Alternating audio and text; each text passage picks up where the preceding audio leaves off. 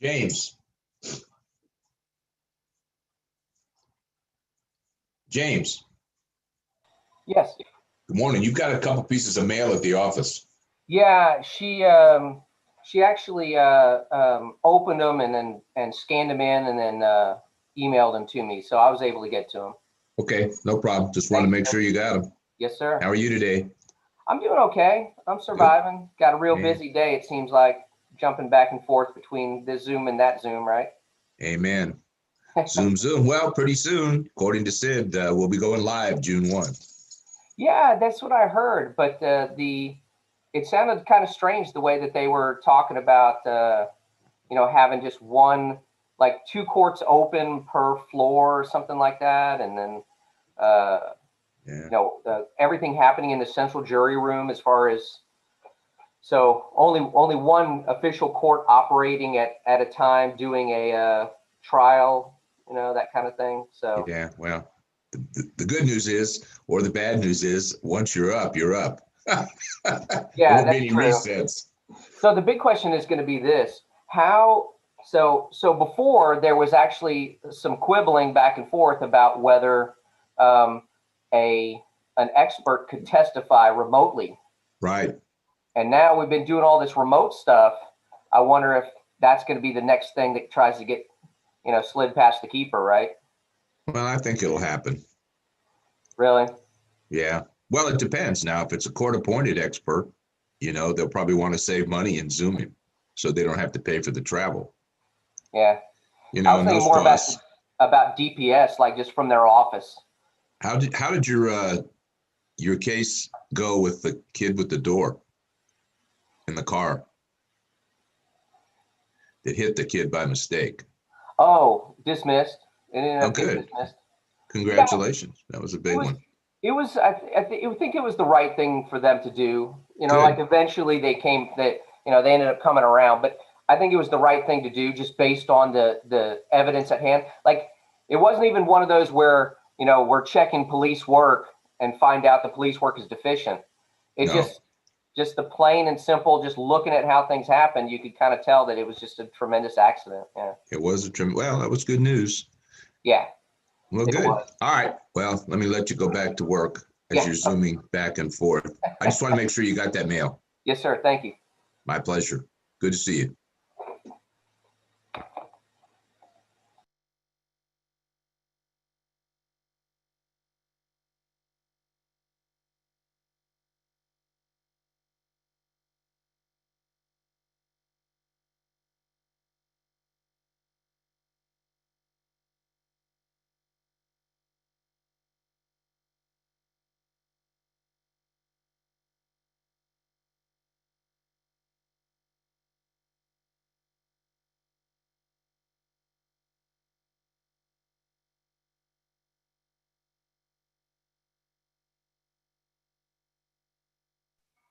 Miss Poppy?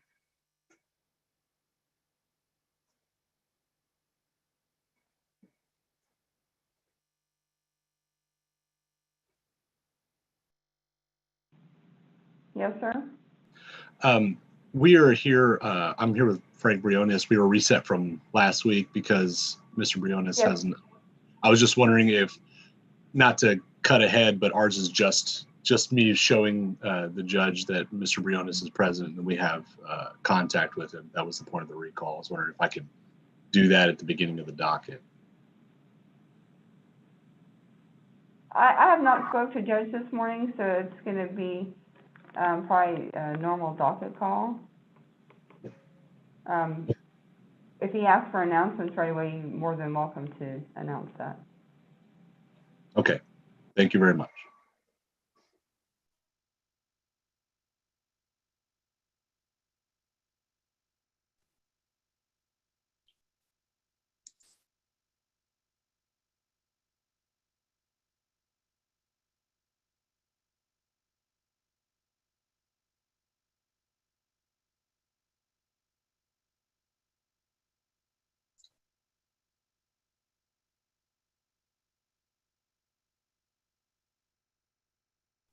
Thank you. I'll show you. Get up what? How are you gonna do it? They're already on here. Are you ready? It's on mute. They can't hear you right now, and I have to show you how to mute it. You are not on mute, ma'am. Please Oh, put yourself on mute. How do you do this? Let me see.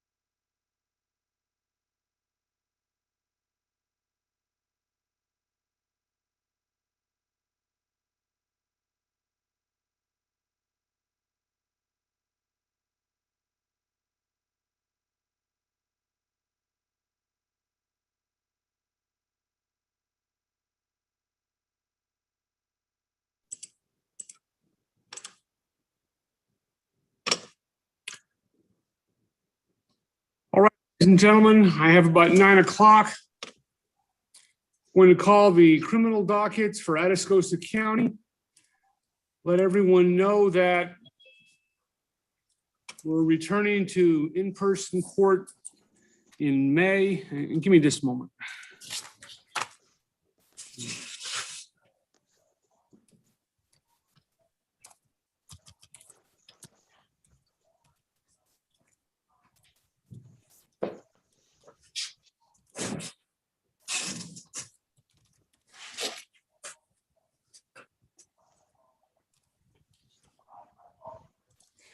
Returning to in-person court in May for everything except jury selection. And the first business day of June, we're returning to jury selection.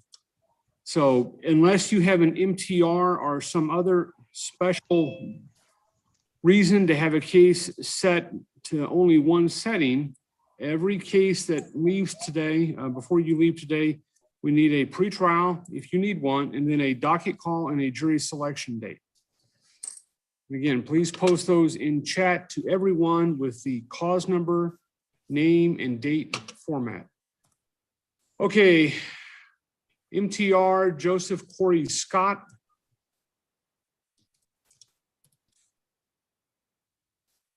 Should be in custody, Your Honor. He's in custody, Judge. And does he need a court-appointed attorney? I Yes, believe Your- so, sir. Yes, Your Honor. He was bench warranted from another unit. Okay. All right. So if we can get someone to speak with him about that. Misael Ramos, He is present with counsel, Your Honor. We will be conferring. Joseph Guzman, Present, Your Honor, with counsel. I'd like to speak to Adriana if I get an opportunity, Your Honor. Nicholas Vasquez, He's at the probation department, Your Honor. Good morning. Counsel's present. He's at probation. I'll confer with Mr. Thornton. Frank Briones, Yes, Your Honor. Good morning. I've got Mr. Briones here in my office. This was recalled from last week because there was a failure on my part to notify Mr. Briones of the setting. And as per Judge Ellison's request, I have him here in my office. If the court would like to see, I can show him here on video. no, that's, are you with Mr. Brown's office or? I am, Your Honor. Okay. All right, Mr. Campion, I'll mark you conferring. Cleto Gonzalez, In custody. And his attorney? Jennifer Zarka, check on her. Alfonso.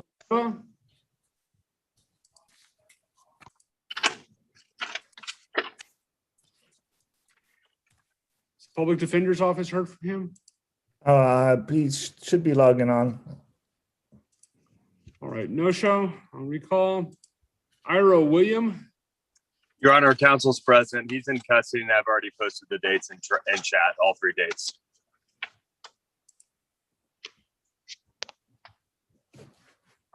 all right, thank you. Thank you. Say hello. William Alvarado, In custody, Your Honor. all right, Mr. Gear here. Check on He'll him. be arriving at 10 o'clock, I believe. Brandon Brill, Your Honor, I believe he's in custody in Wilson County. all right, and his attorney? Ms. That Pratt? would be me, yes, Your Honor. I'm sorry, That's Miss Pratt, yes. is she here? I'm here. Okay, all right. It used to move whoever was speaking up to the first page, and now it does not. I don't know why.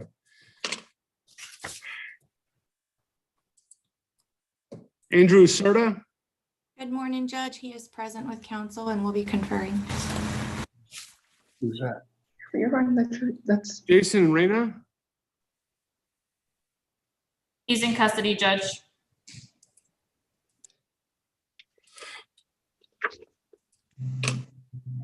Guadalupe Ramos. I'm present, Your Honor. All right, we'll check on Mr. Flores. Kathy Quinones, I'm present for her. She should be online, Your Honor. Kathy, are you online? I'll get her online, Your Honor. I'm online. did you speak up again? Yes, I'm here, Your Honor. Number note 10, Your Honor.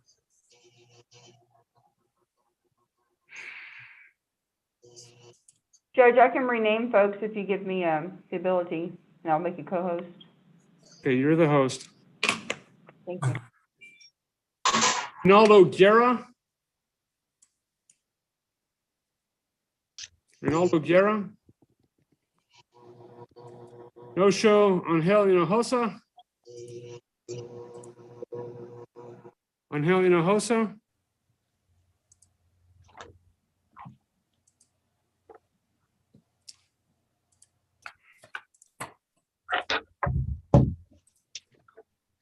Madison May Howard. She's in custody. Alvarado.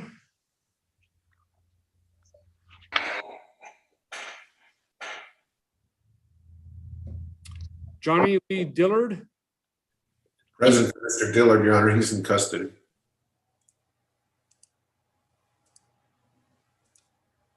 Esperanza Mata. She's present with counsel, Your Honor. Okay, is that her on the Galaxy Note 20? Yes.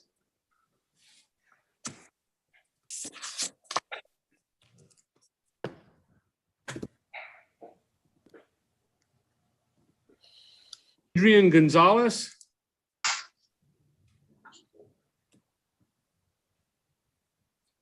Speak of the devil. Mr. Wolf and I are here on that matter. I'm here, Judge. Okay, yes, he's just He's signed in. logging on now. I just sent him the. Samuel Tabler, yes, he just signed in. Your Honor, he's in custody. I would confirm on that case. Gabriel Bosquez. Judge, I'm present on him. I'm here, sir.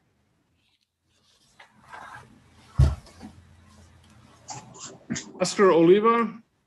Good morning, Judge. I'm present and I'm checking on my client. I don't know if he's logged in. I don't see him though, so we'll check on him. Okay, no show. Recall Jonathan Trevino. Attorney present, Your Honor. I'm not sure if he's here. I'm here. All right. Okay, I'll mark you confirmed. Thank you, Judge. My honor. Keen? It's Oscar Oliva. Oh, Judge, Mr. Oliva is here. He's on the LG Skylo 5. Okay.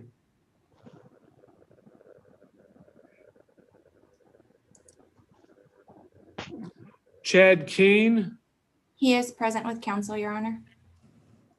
Mr. Kane, if you'll please announce. All right. Ronnie Saldana? Yes, Your Honor. I'm here for Ronnie. I haven't checked. He knows about the meeting. I'll see if I can hunt him down. Thank you, Judge. No show. Francis Cantu? He's in custody, Your Honor. We'll confer.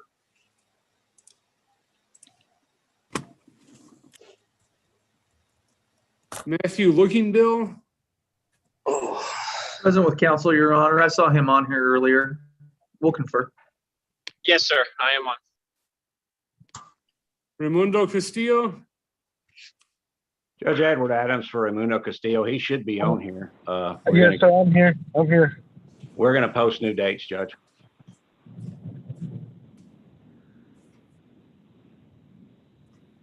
Eric Gonzalez? Yes, sir. I'm here. And Your Honor, we'll post new dates on him. Lucas Leal? I'm a line, Your Honor. All right, Mr. Gear? 10 o'clock, okay. Justin Effington? Judge, I will check on him. He's aware of the date, so I'll track him down. All right, no show. Felix Rosales? Your Honor, this is James Anders for Felix Rosales. I believe that he's here under Felix. Mr. Rosales, can you speak up?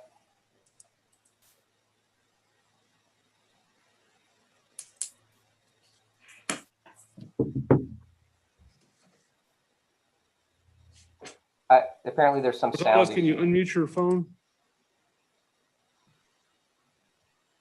I saw a Felix a while ago. Still on there. He's unmuted, but I don't think we can hear him still. We can't hear you, Felix. All right. Mr. Rosales, please log off and try again because we're unable to hear you, so you're not fully present. Carlos Rodriguez? He's online, I believe, Your Honor. I saw him earlier. I'm present for him. We'll post new dates. Present, Your Honor. Lucas Leal? Is he in custody? No, I'm here online, Your Honor. All right. George Gonzalez? Good morning, Judge. I'm present. He's in federal custody.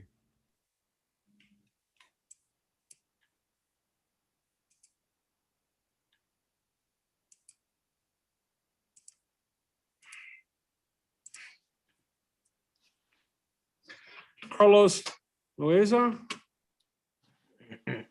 I'm present for him, Judge. He should be on. Carlos, if you're on, please announce your presence.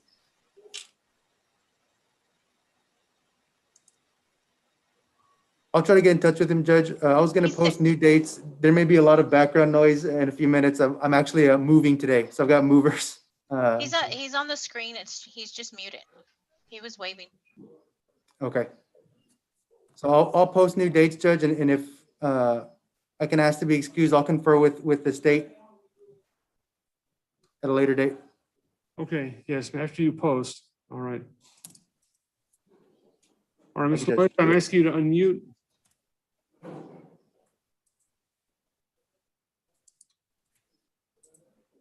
All right, well, we can see him. Clayton Foulds. Good morning, Your Honor. I'm present for him. He's present, and we've already posted the dates, the next set of dates. All right. That's all I have, Your Honor. May we be excused? Yes. Thank you. Marco Navarro. Good morning, Judge. I am present, and I believe my client has signed on. We were just on the phone with him a moment ago. He was having issues. All right, Marco Navarro.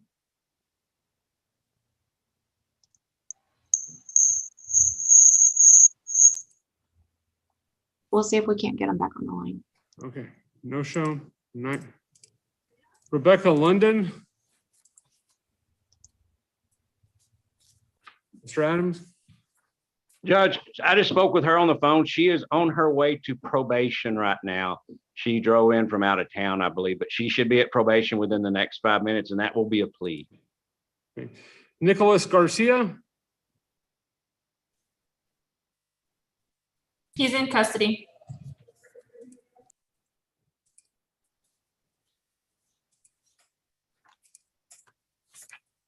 Okay, add on Catherine Angeline Ocon. And counsel's present, Your Honor. She's in custody, and that's going to be a plea. Okay. Anyone else told to be here today? Your case was not called. Judge, I'm present on a Mr. Cleto Gonzalez, and I've got a cause number. We filed a waiver of arraignment, but I never got a confirmed whether it was signed or not. So I'm here this morning just in case. Need a cause number? I have it. Yes. It is 19. I've got him. He's on pages 1 and 2, I believe. Okay. I wasn't sure if our waiver had been signed or not. Okay, I had my judge's queue emptied of everything criminal yesterday morning. So let me ask the clerk's office. We know, has that come over to me? Looking right now, Judge. And Judge, this is one of them we need to set the 3 trial dates on. Yes.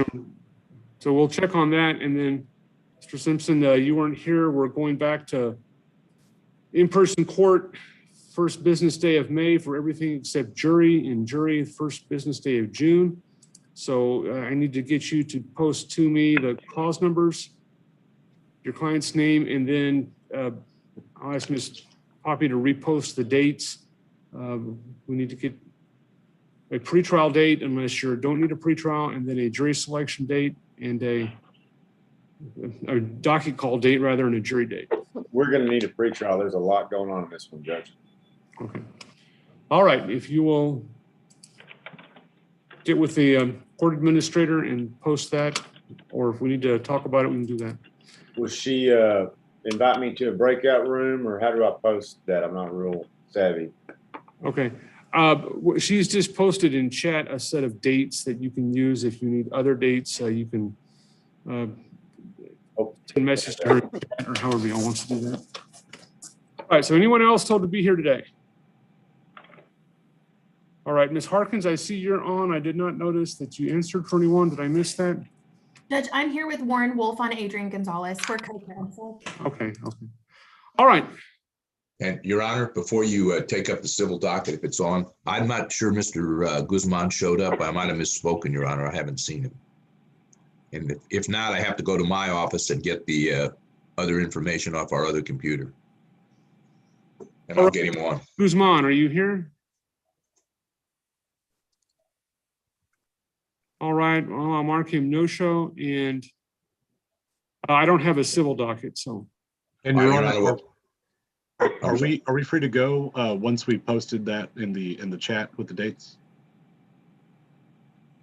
Yes, but I want everyone to keep in mind, we had a email this morning. There's a docket over in Wilson County that had 71 cases on it right now.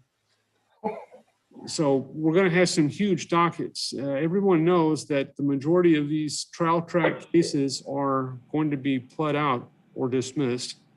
And I've talked to the attorneys on both sides before about this is like a pig going through a boa constrictor. We're going to have with the jury cases that are backlogged.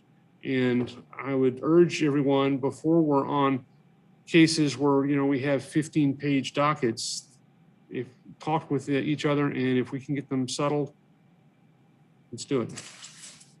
Thank you, Your Honor. The state has conveyed an offer to me, and I've conveyed it to my client. He's just going to think about it, and I will be in touch with Mr. Lamb as soon as I have a Okay. decision. Okay, all right. Anybody have anything for me right now? Now, Your Honor, is all the dates, is the next one 4/28, 5/11, and jury trial 6/7, just so that I know? That's the next one, yes. If you look at our online docket, you can see other dates if you need something further in the future. And the state and defense are agreed, just post it. If there's a disagreement, I'll work it out. Thank you, Judge. But we are free to go after we post it, Your Honor. Yes. Thank you very much.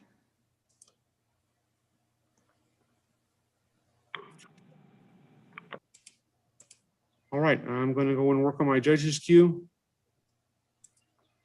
I'll leave the speakers on. Let me know when I need to do something.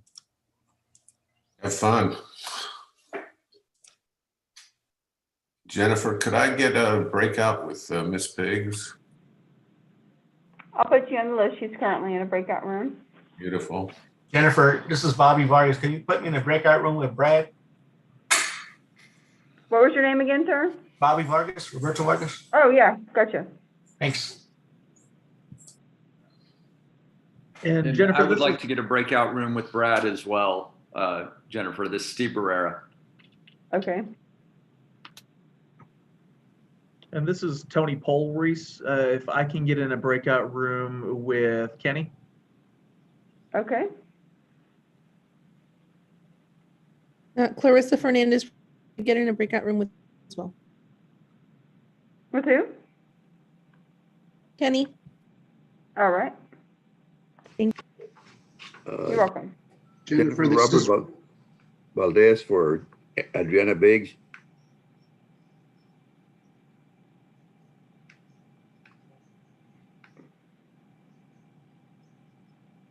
Okay, I have about 6 on the list. Let me start putting some folks in, and then I'll get right back to you guys. Thank you. Jennifer, I have Nicholas Garcia that's at the jail. I need to see if I can get him to sign a waiver of arraignment. 1 second, sir.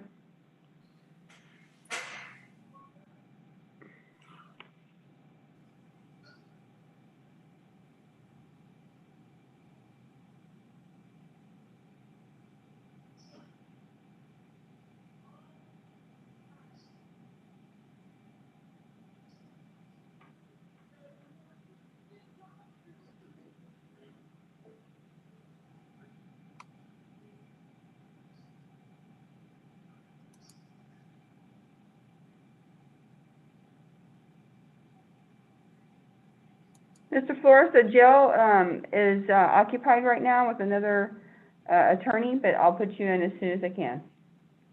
That's fine. Just so I'm clear, once we post our dates, are we free to leave? I've already spoken with my client. He's in custody. Yes, sir. Thank you, ma'am. Y'all have a good one. Thank you. Hey, Steve. Where can I find those other dates after jury trials past June 7th? You have to go to our website and look at the calendar. Okay. Thank you. I appreciate it.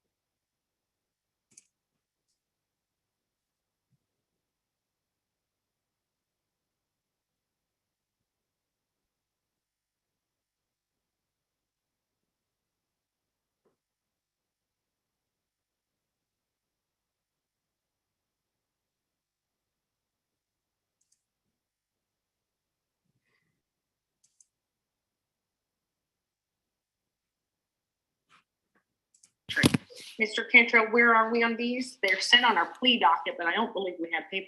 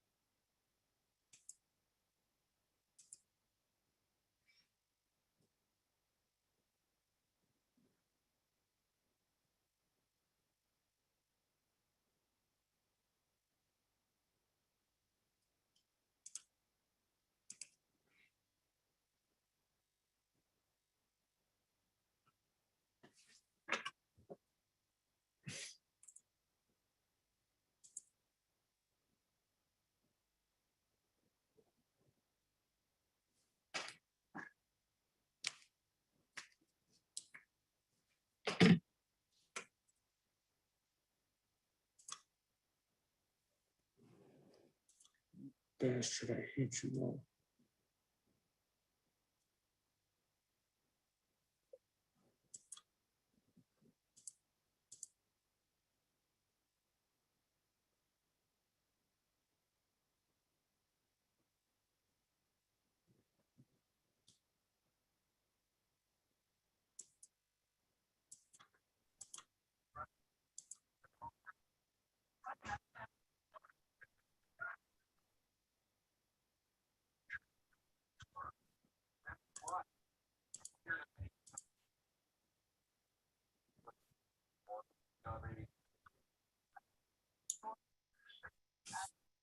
Miss Poppy, I'm back if there's anybody else. Yes, sir, Mr. Barrera.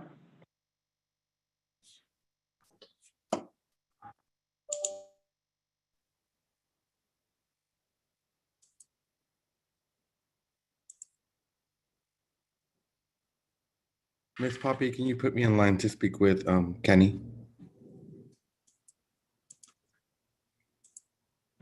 Yes, sir. Thank you.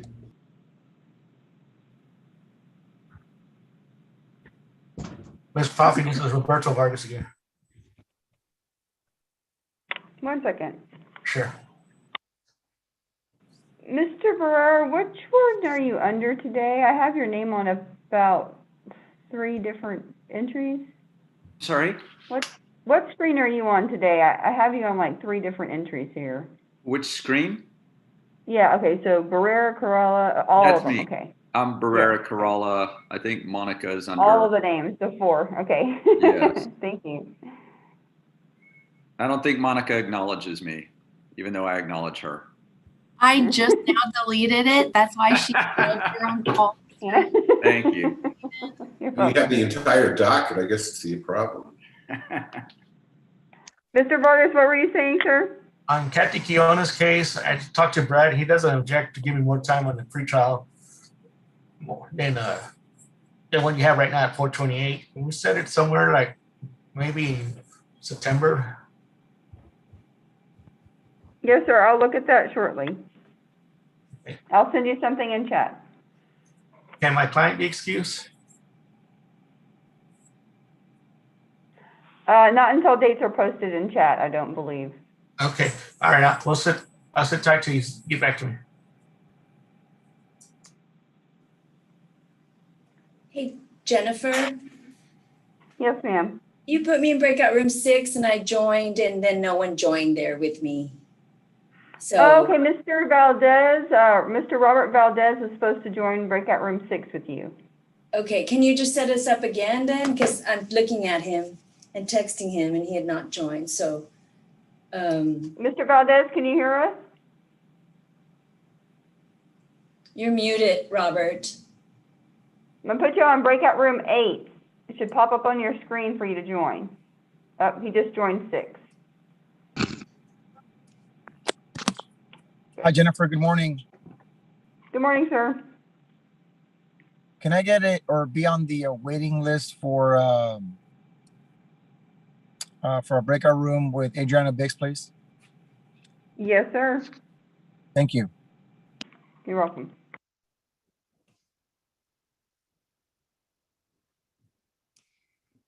Marco Navarro, have you logged in? Yes, I'm in here. Excellent, thank you. Sorry.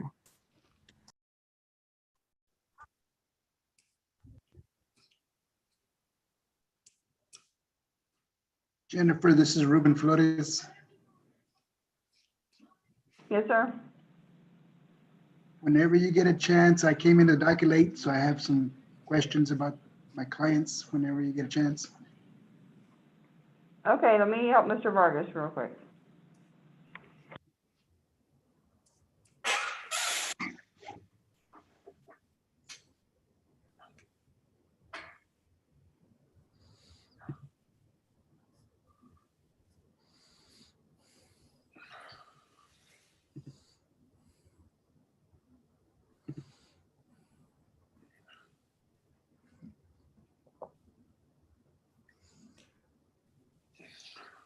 Alfonso Leyva, have you or are you in here?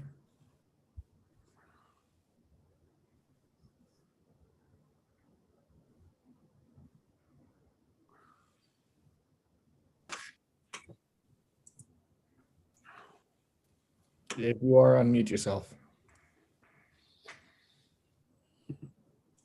Yeah, can you hear me now? Yes, thank you. Okay, I'm here.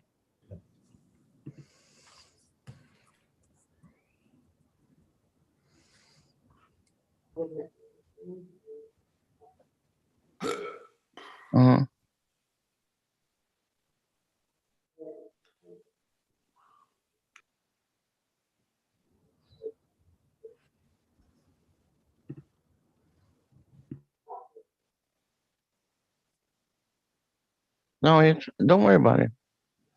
Don't worry about him. He hasn't called. You would have told.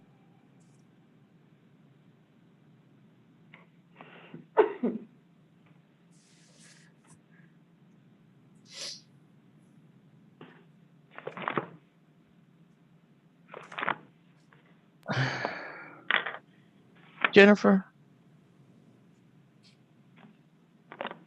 Yes. All right. I've been trying to find Mr. Roman Alvarado. Make contact and tell him either show up at the probation or find some way to log on. I got to go to another Zoom meeting, but I'll be back to see if he showed up or not. Okay, thank you. Thank you. Jennifer, it's Anthony Cantrell again. I'm looking at where do I find these dates that you're talking about that are set out further?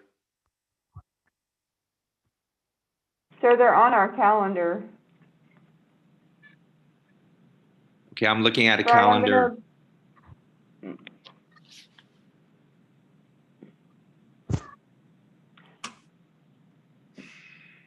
Brad, I'm trying to help Mr. Vargas on dates right now. Okay. Could you help me with some guidance with that? As far as when to set cases? Kathy Quinones. Jennifer, the attorneys need to get that worked out, and they need to either have it worked out and figure it out themselves, or if they can't come to an agreement, I will resolve the dispute, but Okay, great, because I'm trying to look at all these dates, so I'm trying to do yeah, no, everything that's, else to do it. they can go to our calendar and work that out themselves.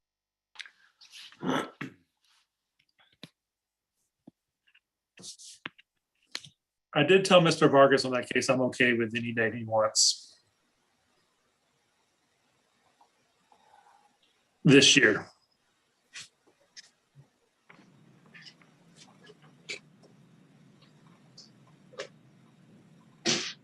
Judge Alfonso Leyva has appeared on page 2. And Mark tuned down. Thank you.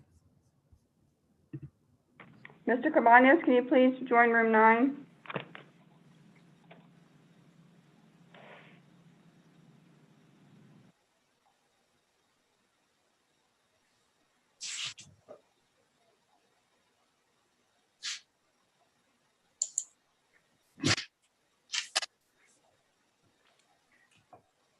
Also, Ms. Poppy, Mr. Ethington is now on. He didn't answer at first.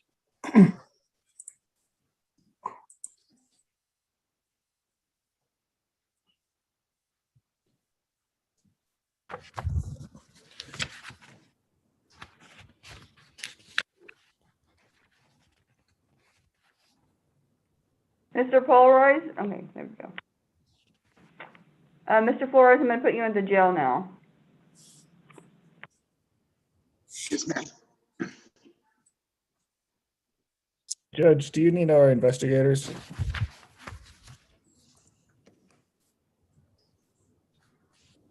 There was one person in jail who needed to fill out a court-appointed attorney affidavit. If that has happened, then no. Judge Wilson? Hold on, let me talk to Mr. Porter. All right, Mr. Porter, do we know if that's happened? Roland can answer. All right. Judge Wilson, I just interviewed him. Okay, all right, well, I'll make an appointment. Yeah, he's in tech share already. Yeah, there's no one else that answered the docket that didn't have an attorney. All right, sir. Your Honor, Yes. Marco Navarro is logged in now, and if I can get him to announce, we'll get his new dates posted. I'm here. Sorry, I had some connection issues, but I'm here. All right, that's fine, ma'am. Go ahead. Thank you, Judge. Your Honor, if I may, Felix Rosales, I believe, has gotten his audio working. So Felix, if you could unmute and speak up for the judge.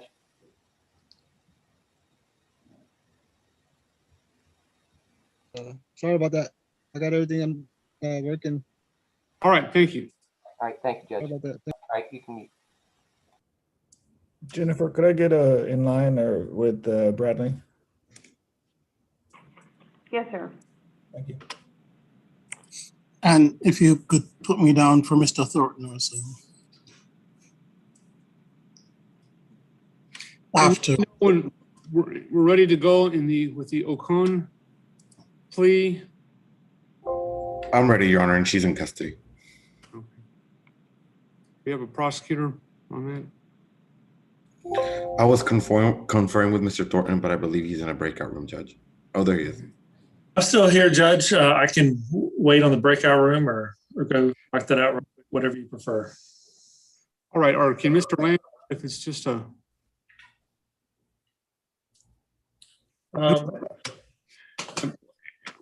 Well, let's go ahead to your breakout room, and the next time the jail opens up, let's get Ms. Ocon in there. We'll do this. Yes, sir. Thank you, Judge. Your Honor. Hey, Brad, I sent you a chat message. All right, one at a time. All right, Mr. Shaughnessy? Yes, Your Honor. I conferred with Ms. Biggs. We anticipate a disposition sometime today. We'll get back to you. Excellent. Johnny Dillard's in custody.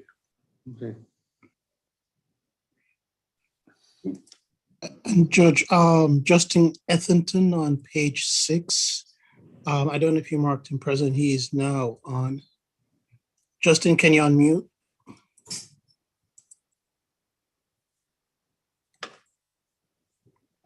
He is there. I saw him. Oh, yeah. Let's see.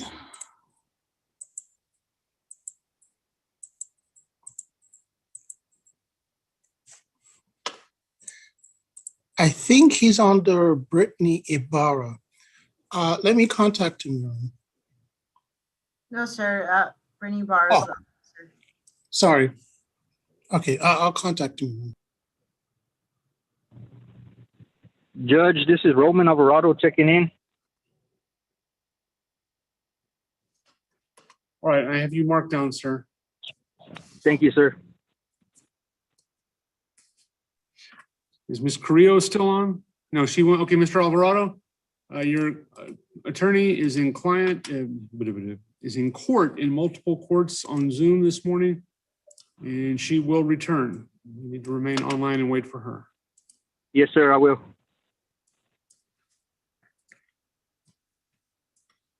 Excuse me, Judge. Did you give me David Bosques?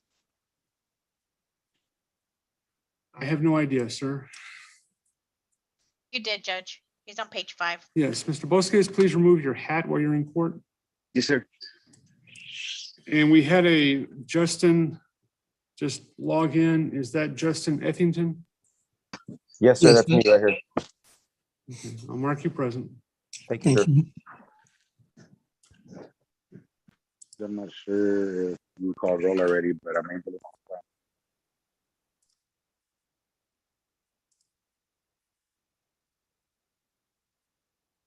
And who's here on a Phoenix 4 phone? That's Angel Hinojosa. Okay, did I have Mr. Hinojosa down? That's my client, Your Honor. I think he had trouble logging in and he just logged in under Phoenix 4. Yes, sir. I logged in on my cell phone. All right, I'll mark you present. Thank you, Judge.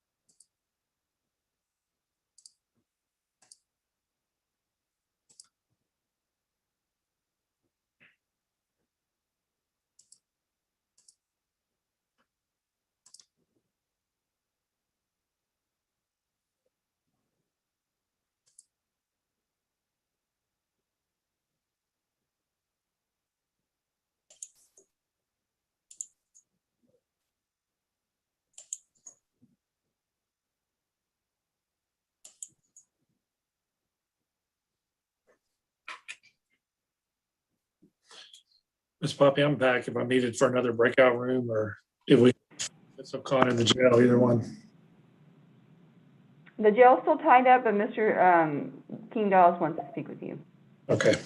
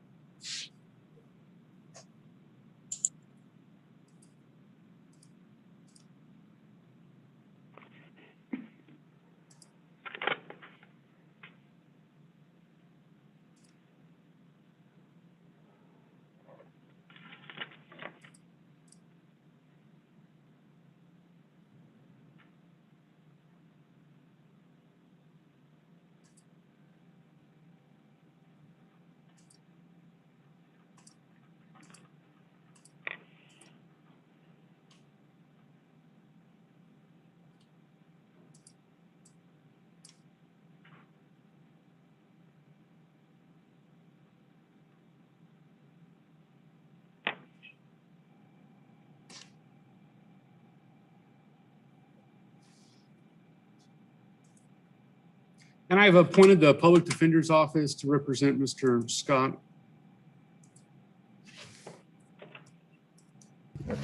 That'll be me. He's the first one on the docket.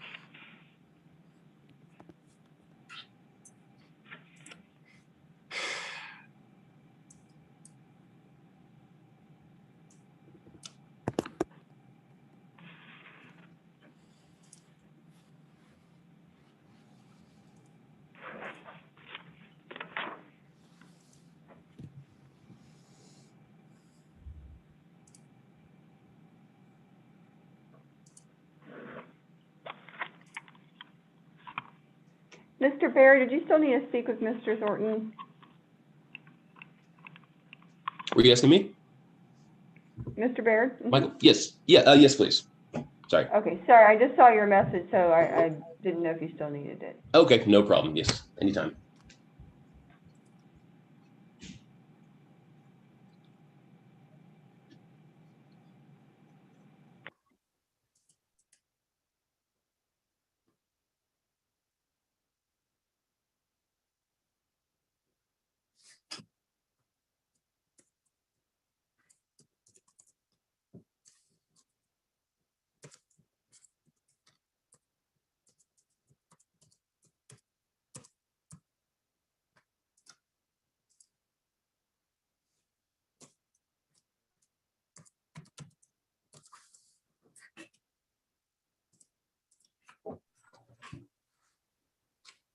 Miss Poppy, can I send you a message?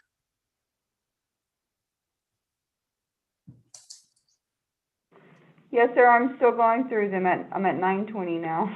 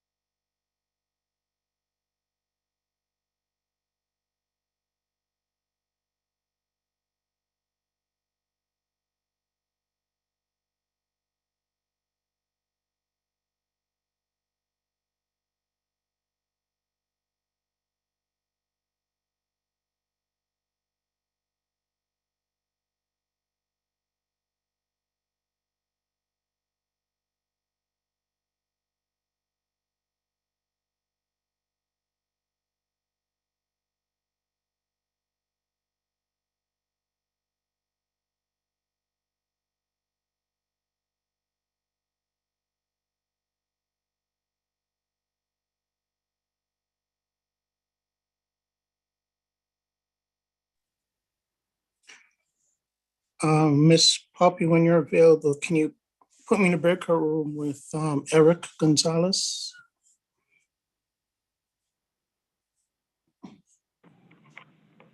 Yes, sir. He just joined Zoom today by himself. Is that correct? Yes. Yeah, he should still be on there. I do see him. Yes, sir. Mhm.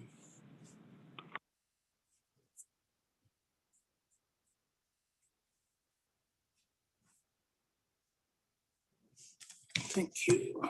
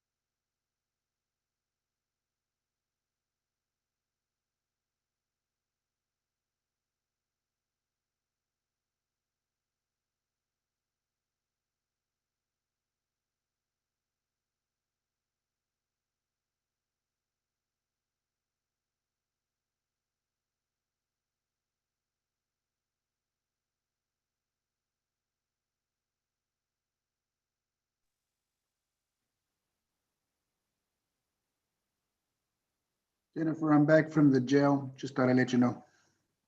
Thank you. Can we get Miss O'Con at the jail, please? Jennifer, Thank you.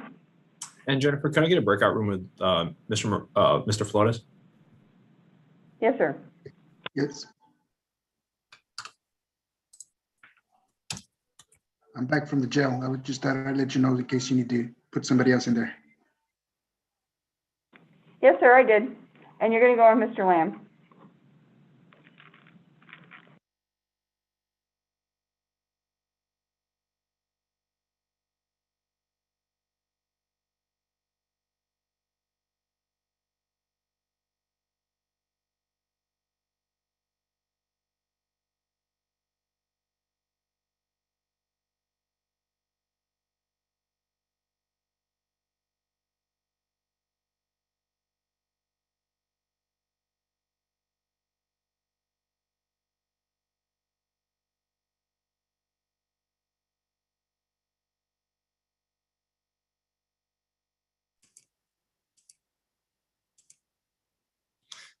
Now, Ms. Ocon, do we have a pre-sentence investigation?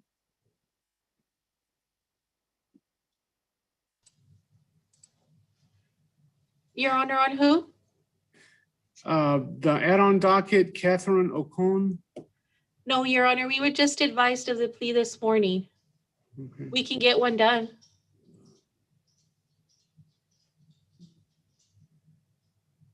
Yes, please do just a brief one, yes.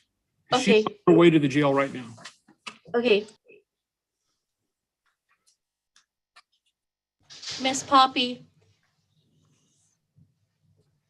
Yes, ma'am. when they get her in the Atascosa County Jail, can you put Miss Veronica Garza in there on a breakout room so she could do the PSI real quick? Yes, ma'am. Mhm.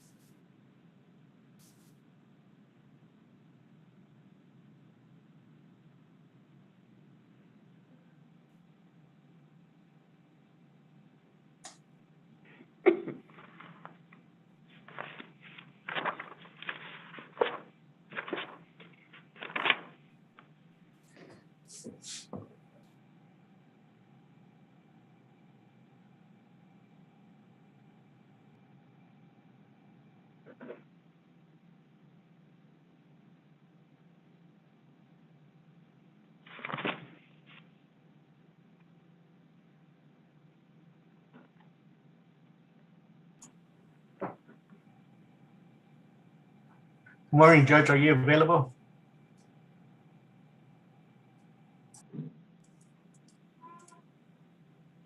I'm happily married, sir.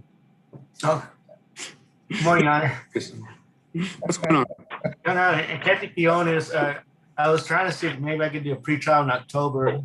The reason being is I'm still working it up, but as you know, in June, we'll be starting a lot of trials. I got a lot of trials on note, and Brad doesn't oppose it. That's fine. Okay. That's fine. I mean, obviously, we're not going to reset everything, but there's going to be a few we're going to have to wait on. Thank you, Judge. I guess, Ms. Poppy, if you can give me a date, please. No, I need you and Mr. Thornton. I need you to go and look at the calendar online, and you can get whatever dates you need to propose to Mr. Thornton. Just find a jury date whenever you need it, and then work backwards from there. Ms. Poppy, when you get a chance, can I be breakout room with Brad, please?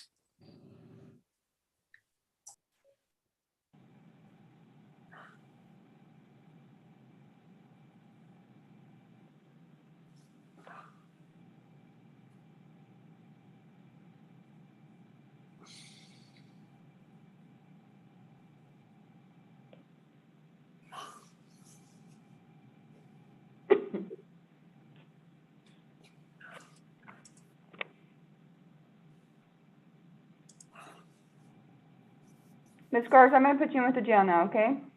Yes, ma'am. Thank you.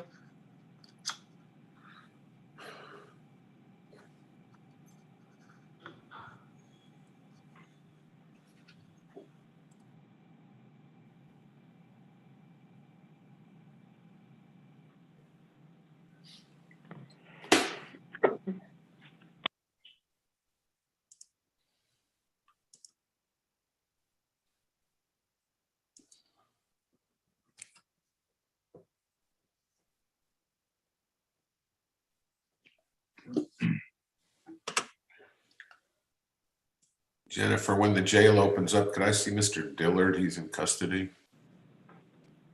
Yes, sir. Thanks so much. You're welcome.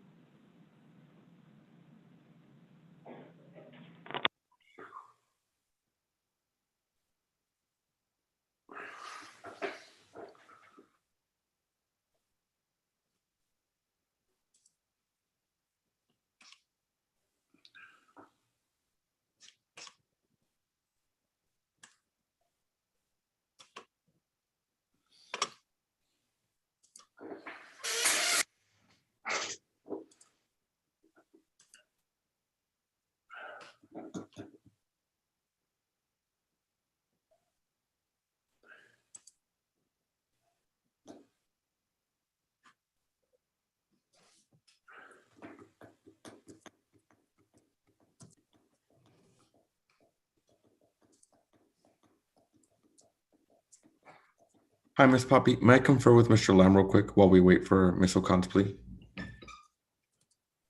Yes, sir. Thank you.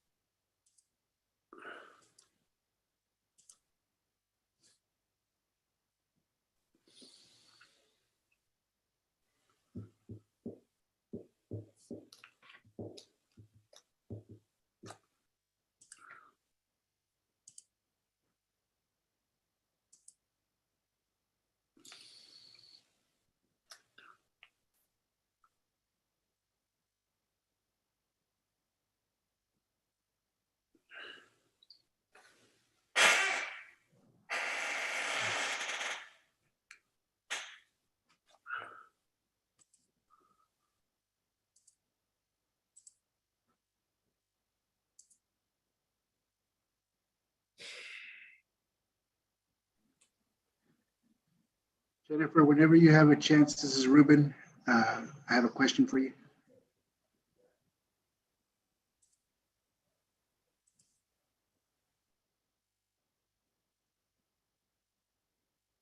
Yes, sir. Nicholas Luke Garcia, he's the last one on the docket. I just got him to sign a waiver. I'm assuming the jail's going to take it to the clerk to file it, but that waiver had a date of May 4th as a pretrial. Are we still using that, or are we going to use the 4/28? Sir, please fill that form out with the 3 dates. Give it all 3 dates that we're setting for trial today. Okay. Thank you for checking.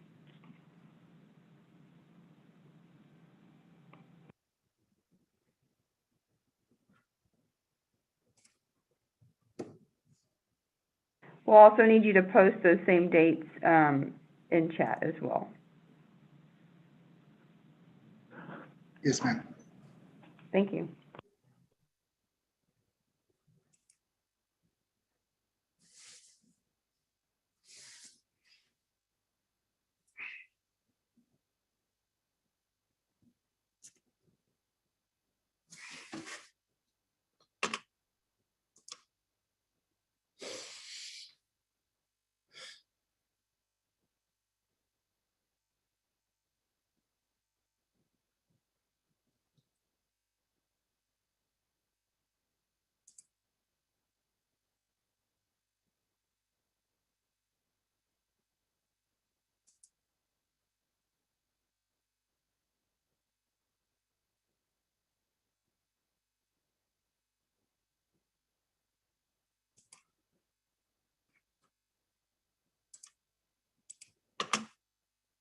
Okay. Ms. Poppy, if anyone, the clerk's office or anyone calls asking about stuff in my judge's queue, I've logged on 3 times this morning. I was able to sign a couple of things, but it's just unusable. I pull the documents up. I can't go through the pages. It keeps crashing back out, giving me error messages. So if anybody has anything, they just need to send it directly to me. I'll try again after lunch. Hopefully, you'll have it working by then.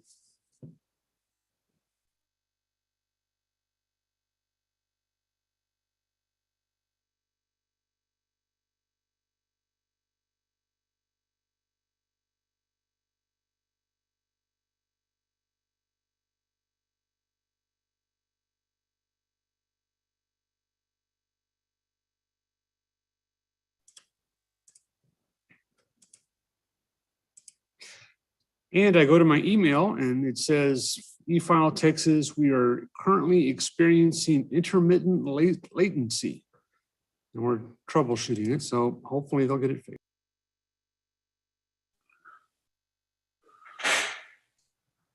Donna, I posted the dates. Can my client not be excused? As long as the dates have been posted to everyone in the correct format, the attorneys and clients are automatically excused. Thank you. Thank you, Judge.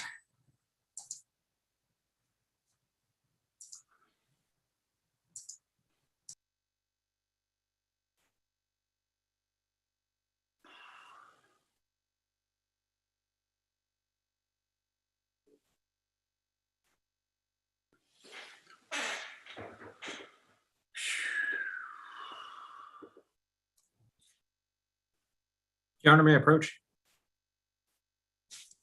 Yes. So I conferred with Mr. Flores on his client on page 3, Reynaldo Guerra. Okay. He was absent this morning, but Mr. Flores has provided me, and I will also forward it to you, Judge, a notice from University Health System that Mr. Guerra was admitted to the surgical trauma care unit yesterday. His date of birth and everything else does check out. Okay. And so the state's asking or would request that we have another reset date to monitor his care, but to see if we can keep him on the docket. Yes, let's just go ahead and get all 3 dates set. If we need, I don't know, it sounds like it might be serious. If it needs to be not the next set, that's fine. Just make sure, Mr. Flores, that we have all 3 dates. Yes, Your Honor. Then Ms. Poppy, could I get into the breakout room with Mr. Flores? Yes, sir. Thank you.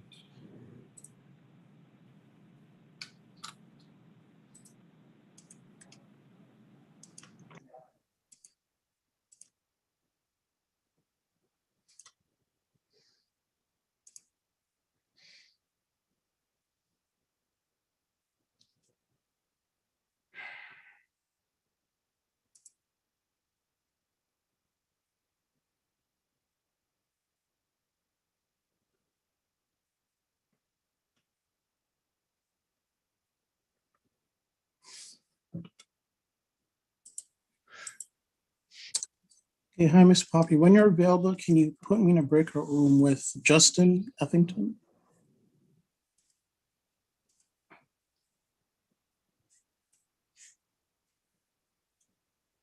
Thank you. Your Honor, may we approach again? Yes. So I've spoken to Mr. Flores. We've set dates for, and Mr. Flores will post these, but for June 21st, July 14th, and August 9th. Okay. Those are all 3 dates. Your Honor, we'd also like to approach on page 4, the first case on that top page or top of the page, Madison May Howard. I've also conferred with Mr. Flores on that. She got arrested, I believe yesterday, if not the day before, on another manufacturing delivery 4-200. So we're going to be requesting the 6/21, 7/14, 8/9 dates so that we can try to wrap everything up at once. That's fine. Okay, thank you, Judge. Mr. Flores will post those dates. I will, Judge. And Judge, now that I have Mr. Lime here, if we can make an announcement on George Gonzalez's case. Okay. He is set for sentencing in his federal case on 6/29. We were going to ask the court if we can set it for the 6/30 date, a day after his sentencing. You're not going to get him here from federal custody unless they just cut him loose on his own recognizance, are you? Probably not, Your Honor, but if we get at least a sentence, if I can see what the sentence is, whether he's going to be going to custody for a long time or he's going to be out on probation, Mr. Lam and I can confer right after that. Okay, that's fine then. Just with a note that we don't need to go through all the hoops getting the federal equivalent of a bench warrant because they're not going to cut him loose. Yes, Your Honor, and we've discussed that, and okay, depending on the sentence, it may or may not just wrap this case up. I understand. There's often not a lot of mystery in that in federal court, is there? There shouldn't be, but he hasn't actually been sentenced, so I'm not quite sure. I don't want anything random to pop up. This is kind of. I understand.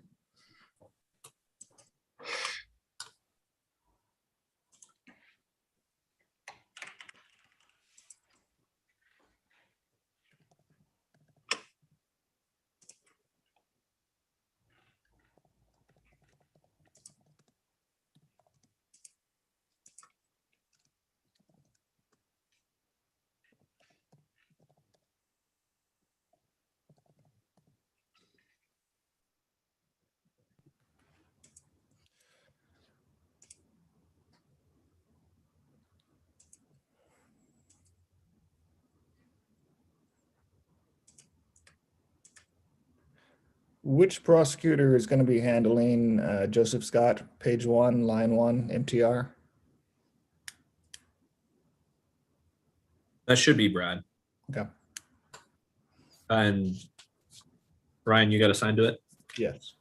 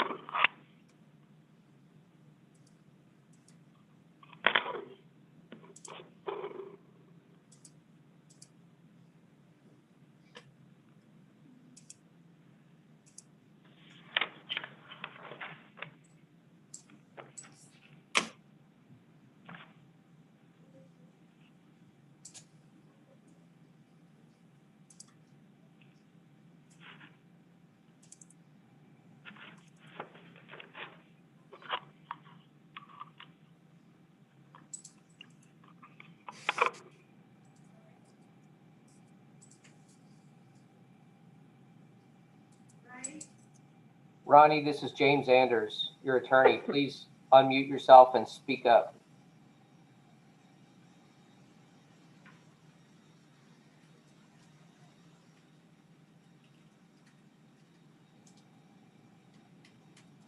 unmute yourself and speak up. Okay. Can you hear me now? I can.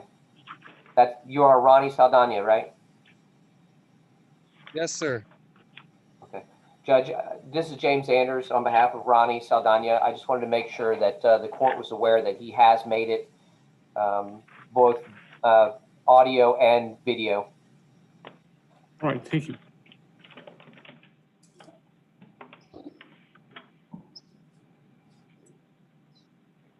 Mr. Flores?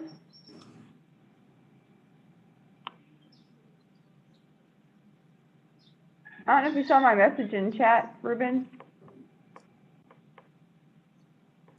That first PT date on Howard, I think that might be a mistake.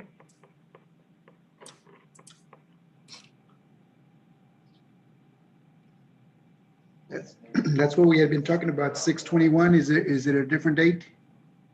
No, on Howard, you just put 6/7. Oh, I think yeah. that 6/7 was just a mistake, correct? Yeah, that is. It's 6/21. I'm sorry. Yeah, I'll repost Okay, it. just wanted to verify. Yeah, I'll repost.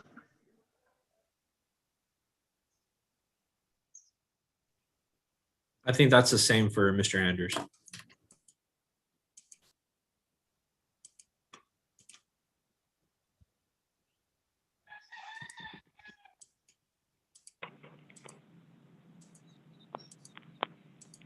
Ruben, I copied and pasted yours. You messed me up already, man. You cheated.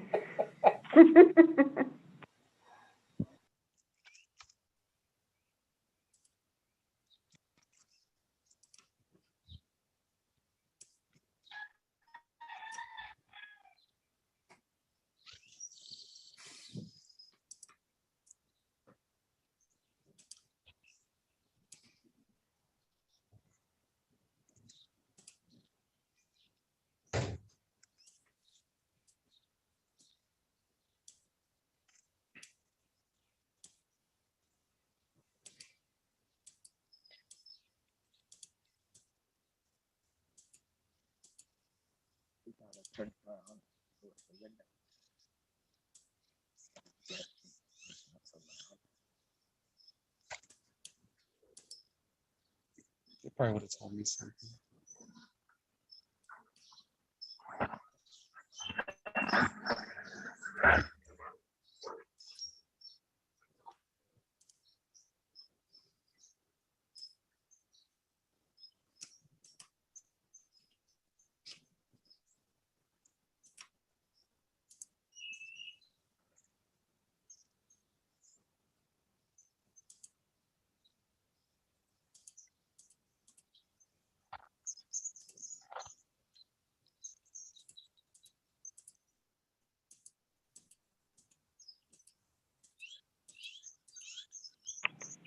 So Mr. Anders, just to make sure you want the earlier set for him, the 4/28, 5/11, 6/7. Okay, just want to make sure.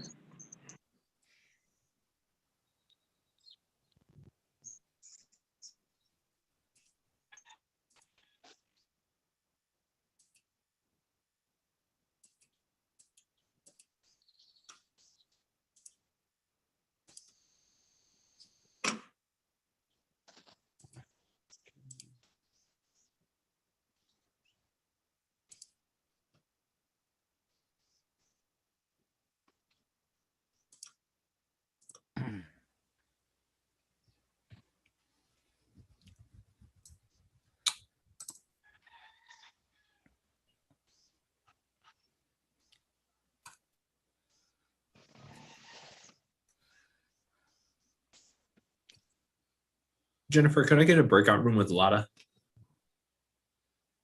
Yes, sir.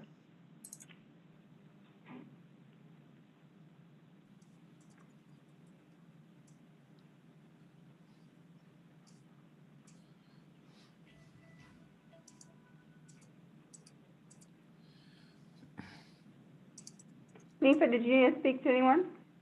Yes, you said, did my client showed up? He did. I don't see him on the screen right now, but I may not have changed his name. If you want to ask him to announce. Okay. Roman Alvarado, would you announce, please? I'm There he here, is. Nifa. Okay. All right.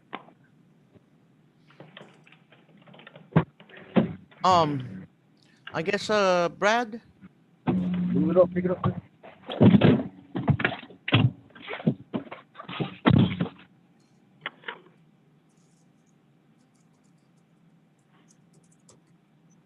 Brad, are you available while the PSI is being done and everything?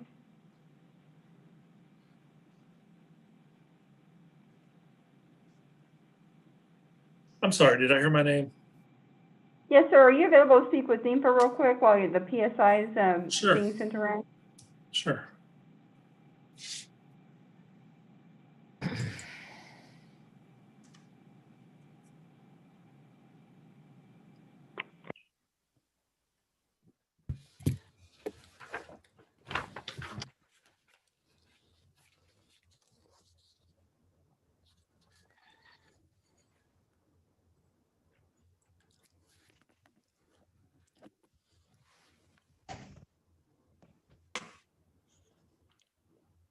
Judge, may Alfonso Leva be excused? We have a waiver of arraignment on file.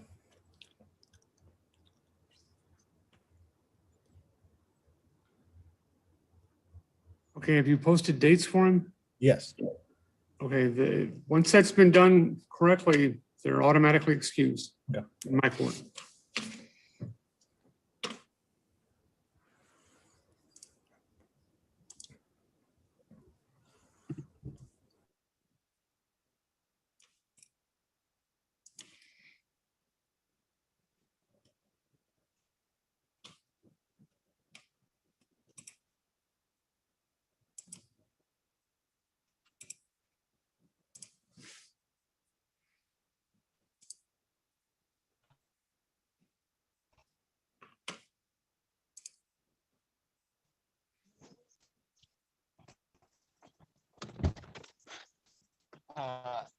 I'm in court right now.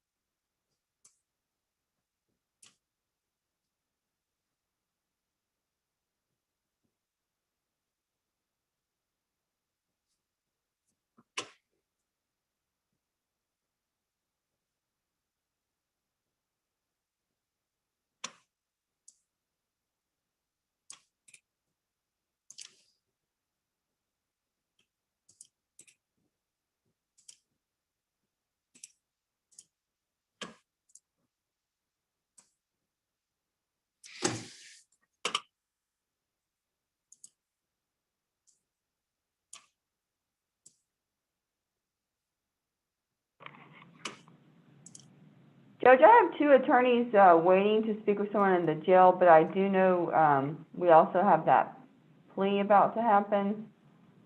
Yes, they're gonna have to wait. Okay, just want to make sure.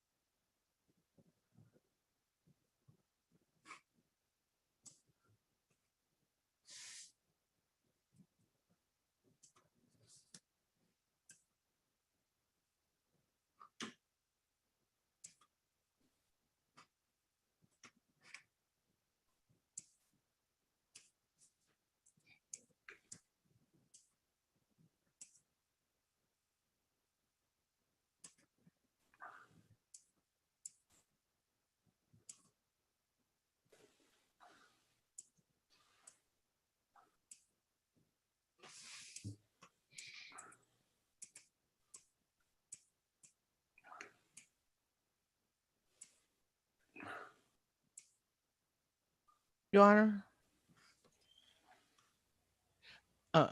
It's me, Ninfa Carrillo. Your Honor, I spoken to the state. I spoke to Bradley about my case, Mr. Roman Alvarado, and so this is a trial case. So I just posted the dates for the trial settings. Okay. All right, you're excused. Thank you, Your Honor. Have a good day. You too. And thank you, Jennifer. You're welcome. Roman, you can log off now. Jennifer, this is Ed Shaughnessy. Is there space in the jail for me to talk to Johnny Lee Dillard? We're waiting for a plea to be done, and then I have you and Mr. Baird on the list. Yes, sir. Okay, I'll tell you what, I have to zoom into a big court in Bear County. I can come back later. That's all right. Yes, sir, you can try once you're done with that and see if we're still going. Okay, and Miss Biggs can give you an update on this after you're done with whatever else you got today. All right, thank you very much. Thank you, sir. You bet. Goodbye, Judge. Bye, sir. Who were you needing for the plea? It's Miss Ocon, I believe. Okay, yes.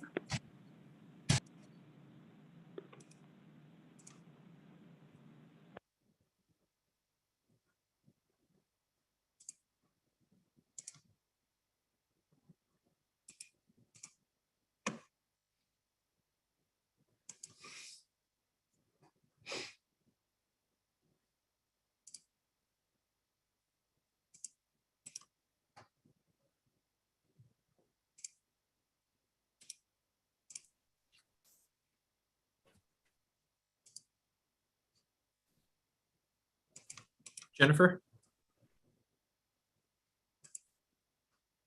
Yes, sir. I just wanted to check up on one case. Cleto Gonzalez on page 1 at the bottom. What was the reset date? I believe the attorney posted all associated with the 258 case, and it's 4/28/5/11/67. Okay, perfect. I just wanted to make sure that that was the right date. Sounds good. Thank you. You're welcome.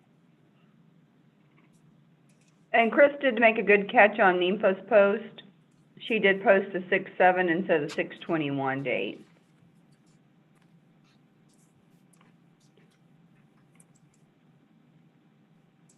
Your Honor, Yes, the PSI has been posted to chat. thank you.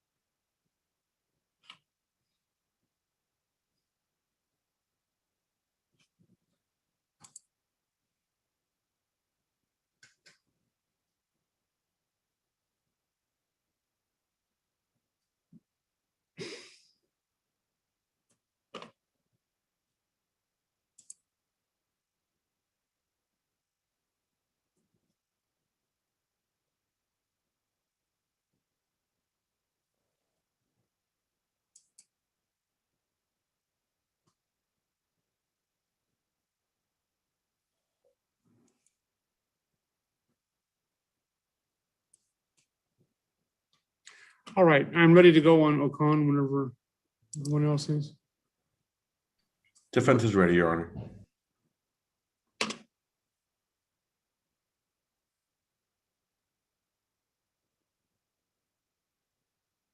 All right, and we just need the defendant.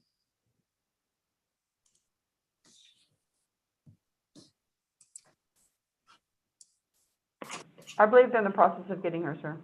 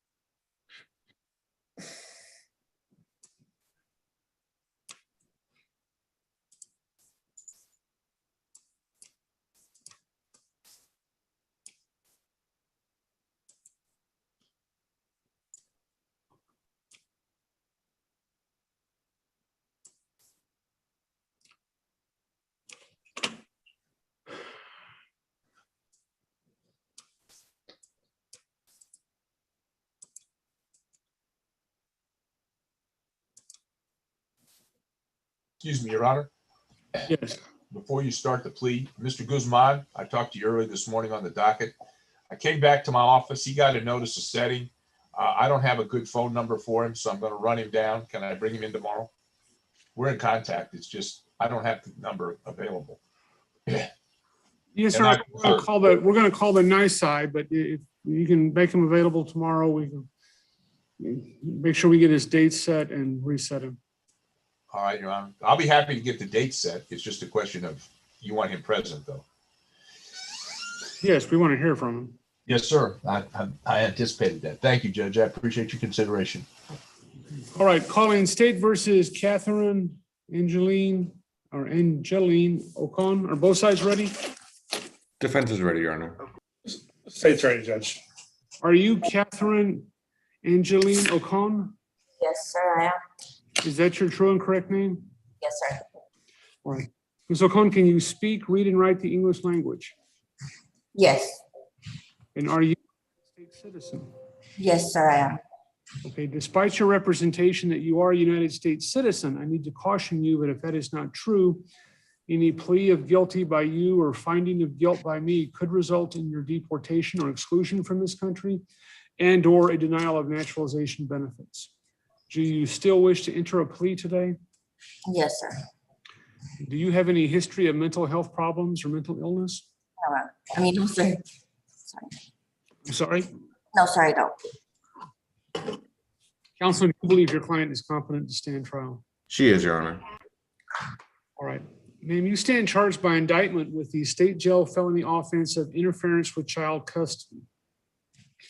Specifically, it's alleged that in Atascosa County on or about May 16th, 2020, that you intentionally or knowingly took or retained EC, a child younger than 18 years of age, knowing that the taking or retention violated the express terms of an order of a court disposing of the child's custody, an order of protection of a child in an emergency and notice of hearing, cause number 25428, CVA in the District Court of Atascosa County, Texas, signed on May the 15th, 2020.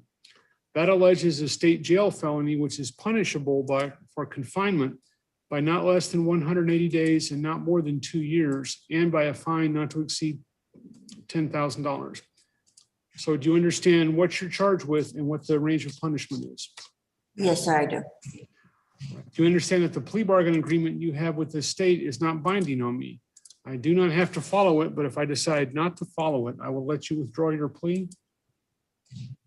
Sir. I'm sorry? Yes, sir. You understand also that if I do follow the plea bargain agreement in this case, and the sentence I impose is not harder on you than what you've agreed to, that you will not be able to appeal this matter? Yes, sir. And finally, if your plea bargain agreement is for deferred adjudication probation, and I decide to follow it, I will find that there is enough evidence to substantiate your guilt, but I will not do so. Instead, I will place you on deferred adjudication probation. And if you successfully complete that, the case against you will be dismissed, and you may be able to get an order of non-disclosure to keep the state from telling anyone other than law enforcement that you were even arrested. The flip side to that is that if while you're on deferred adjudication, the state alleges that you've broken the rules, then you could be arrested and brought back to court, and there would be a hearing on just that issue. Did you break the rules? And if the answer to that turns out to be yes, then you could be found guilty and you could be sentenced to anything that's a legal sentence for a state jail felony. 180 days to 2 years in confinement and a fine up to $10,000. Do you understand that? Yes, sir, I do. I want to show you some documents that appear to have your signature. They're titled Admonitions to the Defendant for Plea to the Court. Let me ask, on page 4 or paragraph 2.11, is this your signature? Yes, sir, it is. And again, where it says verification. Yes, sir. And you swear or affirm that everything that appears above your signature says verification is true and correct? Yes, sir. Did you also sign on the certification of right of appeal? Yes, sir. Agreed punishment recommendations? Yes, sir. Waiver of preservation of evidence? Yes, sir. and the discovery compliance certificate. Yes, sir. All right. Did you read these documents yourself, or did Mr. Arguez read them to you? Yes, sir. Did you understand these documents before you signed them? Yes, sir, I did. When did you sign these documents? I don't recall what day, Rolando, you have, what day I It was signed. been about a week. Yes, sir. All right. Has anything happened since you signed these documents to make you want to take your signature back, or to think that you did not understand them? No, sir. And are you? Look at the discovery, and if you need. Your attorney is anything done else. for you in this case. Okay, sis, we'll see you then. I didn't hear you, sir. Right. Are you satisfied with the work that your attorney has done for you in this case? Yes, sir, I am. All right, counsel, do you believe that your client understands the nature of the rights she's giving up, the stipulations of evidence she's making, and the consequences of her plea bargain? Yes, Your Honor. Just so you know, the plea paperwork was signed on the 5th, on Monday. Yes, Judge. All right, and do you also believe you've received all the discovery you're entitled to in a timely manner? I did, Your Honor. All right, I will accept the discovery compliance certificate, and I will find the defendant made her waivers of right and stipulations of evidence knowingly, intelligently, and voluntarily. I will approve them, and I'll ask you, ma'am, to the offense alleged in the indictment in a felony interference with child custody, do you plead guilty or not guilty?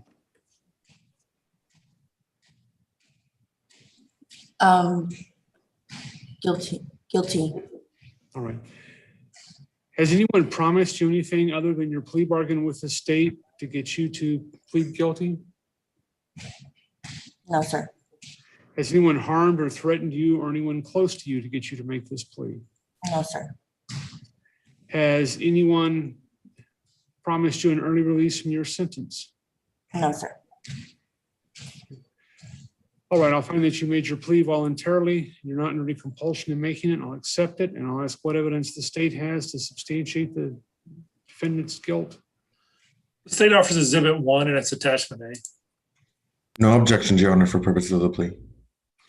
All right, without objection, state's defendant 1 and Exhibit A are admitted into evidence. Do both sides rest and close? Defense rest and close, Judge. All right, I reviewed the exhibit while we were waiting, and I'll find there is enough evidence to substantiate the defendant's guilt. Are both sides ready for sentencing? The state's ready. Defense is ready. Okay. Mr. Arguez, have you had a chance to look at the pre-sentence investigation? Yes, Your Honor. Okay. Any objections or additions to it?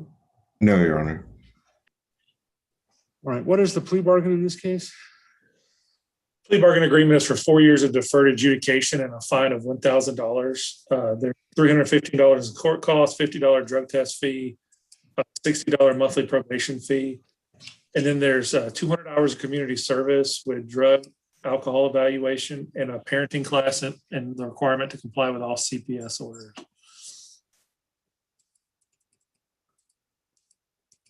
All right, ma'am. And is that your agreement in this case? Yes. How long have you been in? Did the state's attorney add anything or leave anything out of your agreement?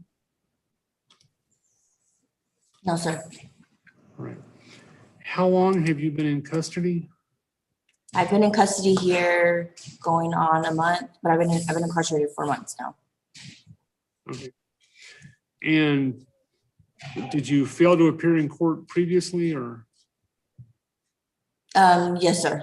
To get this warrant, yes, sir, I did. All right, I mean, on this case, I mean, you have not been in custody since May of last year or since the indictment. So I'm just wondering what happened that got you back into custody. Oh, I caught another charge in another county. Okay. What charge is that? It was a forgery charge.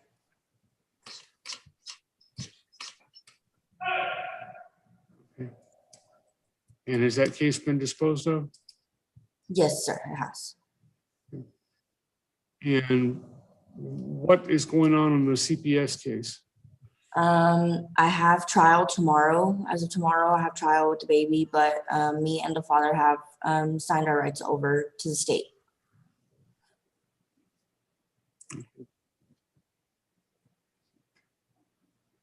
What sort of work do you do when you are employed? Cleaning houses or housekeeping, like just, yeah. And have you ever done any other sort of work for employment? Waitressing.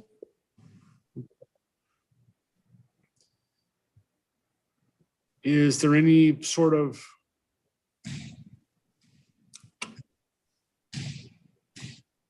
is there any sort of work that you're interested in doing? Cashier.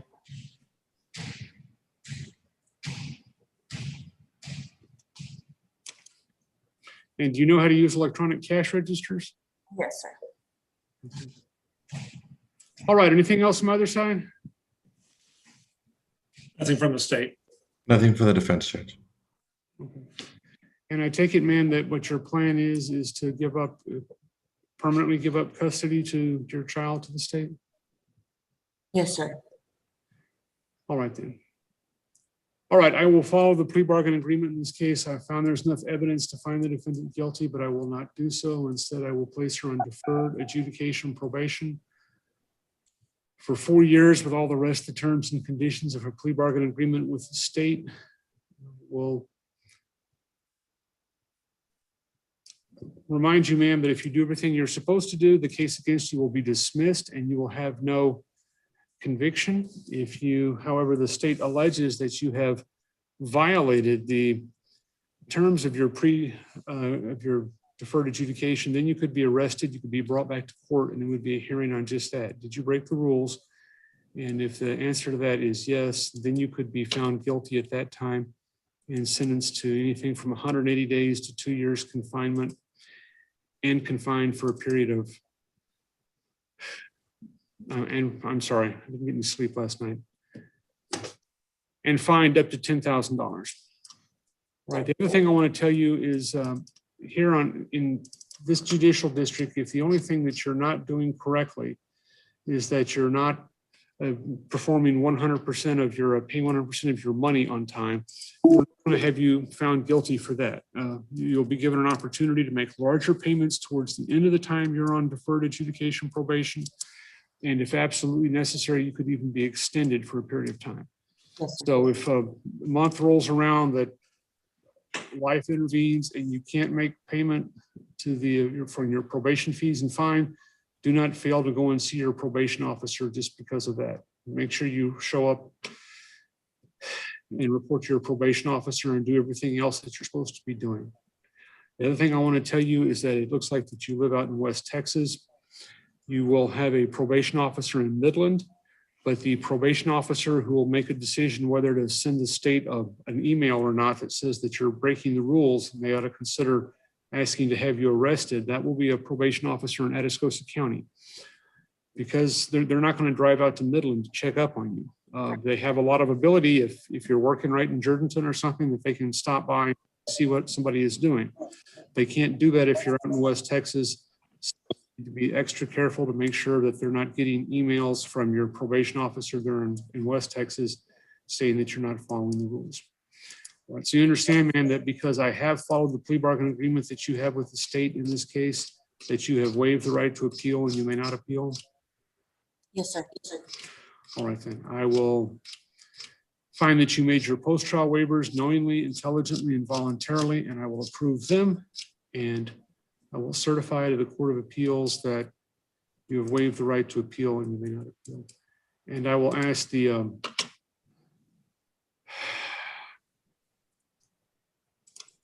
bailiff to go ahead and get a thumbprint, and if the bailiff will send the thumbprint over to me while they have her there, or just get it right now, I will attach that to the judgment whenever I sign it.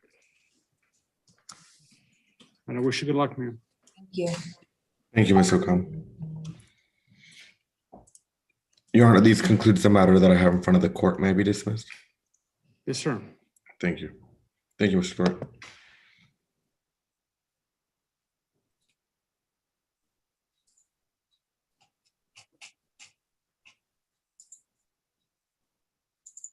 Judge Wilson, Edward Adams, I've just submitted plea paperwork in person to Margaret Littleton at the district clerk's office. I'm here in Atascosa, and I just logged back on. My client is in probation. I have an in-person meeting at 12:30 today. Would it Actually, behoove me? Mr. Adams, hold on a minute, please. I'm going to ask the jail to bring Ms. Ocon back in. I need to do one more thing. Actually, Mr. Arguelles is gone. All right, hold on a second, Mr. Adams. If you would unmute there, Ms. Ocon. Yes, sir. All right, ma'am, I'm just letting you know, I guess I'm changing the plea bargain agreement, perhaps not. The probation office recommended that you take a parenting class, and I am going to include that parenting class. I understand you're giving up your rights to this child, and I know that's a hard decision, but you're a young person, and I think it would do you well to have a parenting class under your belt. That may be a change of your plea bargain agreement. If it is, That was a condition of the. oh, it was a condition. Oh, okay. Then I didn't see it in the judgment when I searched by parenting. So it should have been, but so I missed it, but it was a condition. All right. So I'll just put parenting class, and I wish you good luck in the future, man. Thank you. All right. I'm sorry, Mr. Adams. Go ahead. I was trying to catch her. Oh, that's perfectly fine. I've submitted paperwork. Would it behoove me to drive on back to my office in San Antonio? Or since I'm here in Atascosa, or would you rather me wait here to complete the plea? It's not far. You're right there on the southwest side? No, I'm right here, and I'm at the courthouse here in In your Atascosa. office? Yeah, my office is by the zoo, but Oh, okay. Well, that's fine. We're going to be here a while, aren't we, folks? Who's the plea that your client has, London? London, Rebecca London. She's at probation right now. Oh, well, actually, she's probably the next plea we'll do, so.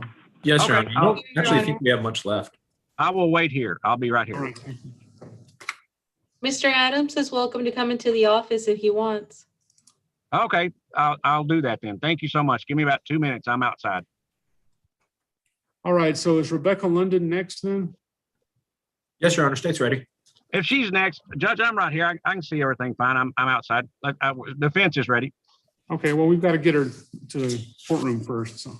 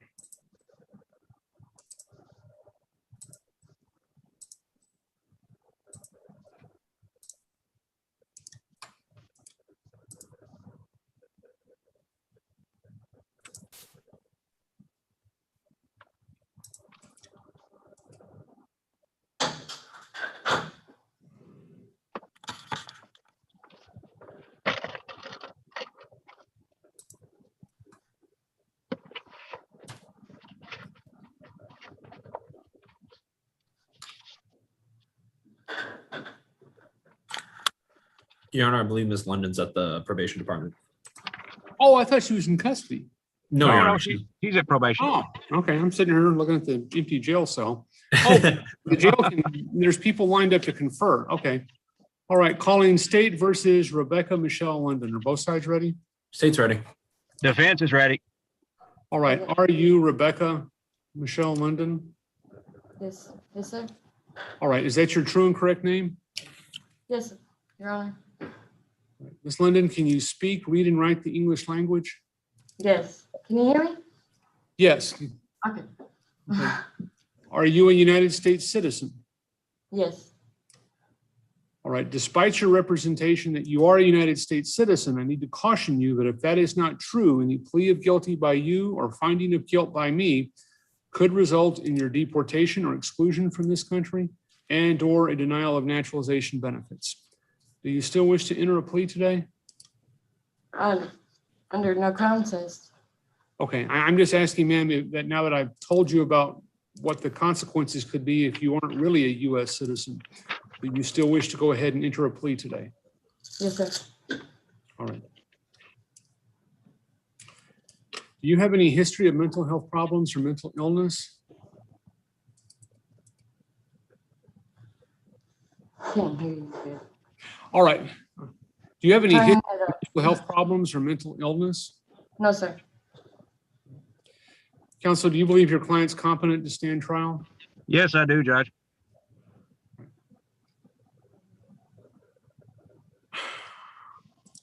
All right, hold on, my computer's locked up. Okay, ma'am, you stand charged by indictment with the third-degree felony offense of possession of drugs or a controlled substance in a drug-free zone. Specifically, it's alleged that on or about July 22nd, 2019, that you intend in Atascosa County, Texas, you intentionally or knowingly possessed a controlled substance, methamphetamine, in an amount of less than 1 gram, and that you were within 1,000 feet of a playground. That alleges a third-degree felony, which is punishable by confinement for not less than 2 and not more than 10 years, and by a fine not to exceed $10,000. So do you understand what you're charged with and what the range of punishment is? Yes, sir. You understand that the plea bargain agreement you've worked out with the state is not binding on me.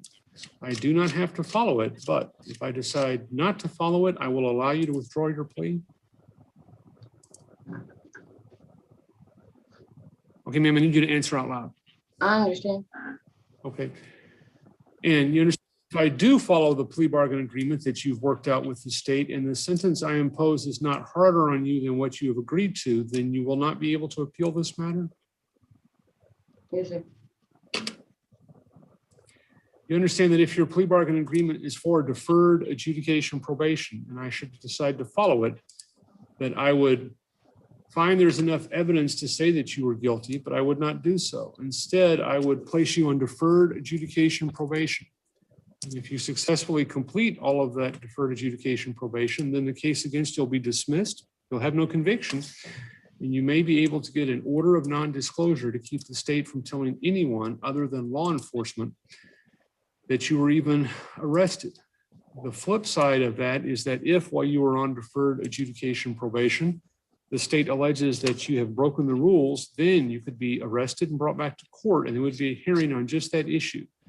Did you break the rules? And if the answer to that is yes, then you could be found guilty and sentenced to anything that's a legal sentence for a third-degree felony, confinement for not less than 2 and not more than 10 years, and by a fine not to exceed $10,000. Do you understand that? Yes, sir. Okay, I want to show you some documents that appear to have your signature. Titled Admonitions to the Defendant for Plea to the Court. Let me ask on paragraph 2.11, is that your signature? Yes, Your Honor. Did you also sign where it says verification? Yes, sir. And do you swear or affirm that everything that appears above your signature at verification is true and correct? Yes, sir. Did you sign at the certification of appeal? Yes, sir. Agreed punishment? Yes, sir. Waiver of preservation of evidence? Yes, sir. And the discovery compliance certificate? Yes, sir. All right. Did you read these documents yourself, or did Mr. Adams read them to you? Mr. Adams went over them with me. Did you understand these documents before you signed them? Yes, sir. All right. And are you satisfied with the work that Mr. Adams has done for you? Yes, sir. All right. Counsel, do you believe your client understands the nature of the rights she's giving up, the stipulations of evidence she's making, and the consequences of her plea bargain with the state? Yes, Judge. All right. And do you also believe that you have received all of the discovery you're entitled to in a timely manner? Yes, we have. All right. I'll find, ma'am, that you made your waivers of right and your stipulations of evidence knowingly, intelligently, and voluntarily, and I will approve them. And I will ask you for the offense alleged in the indictment, state jail felony, possession of a controlled substance in a near a school zone. You plead guilty or not guilty? Plead no contest. Right. You understand, ma'am, that a plea of no contest might be different than a plea of guilty if you get into a civil lawsuit over what you were doing on that particular date back in 2019. But that for all purposes inside this criminal case, pleading no contest is the same as pleading guilty. You understand that? Yes, sir. All right. Has anyone promised you anything other than your plea bargain with the state to get you to plead no contest? No, I don't understand. Okay.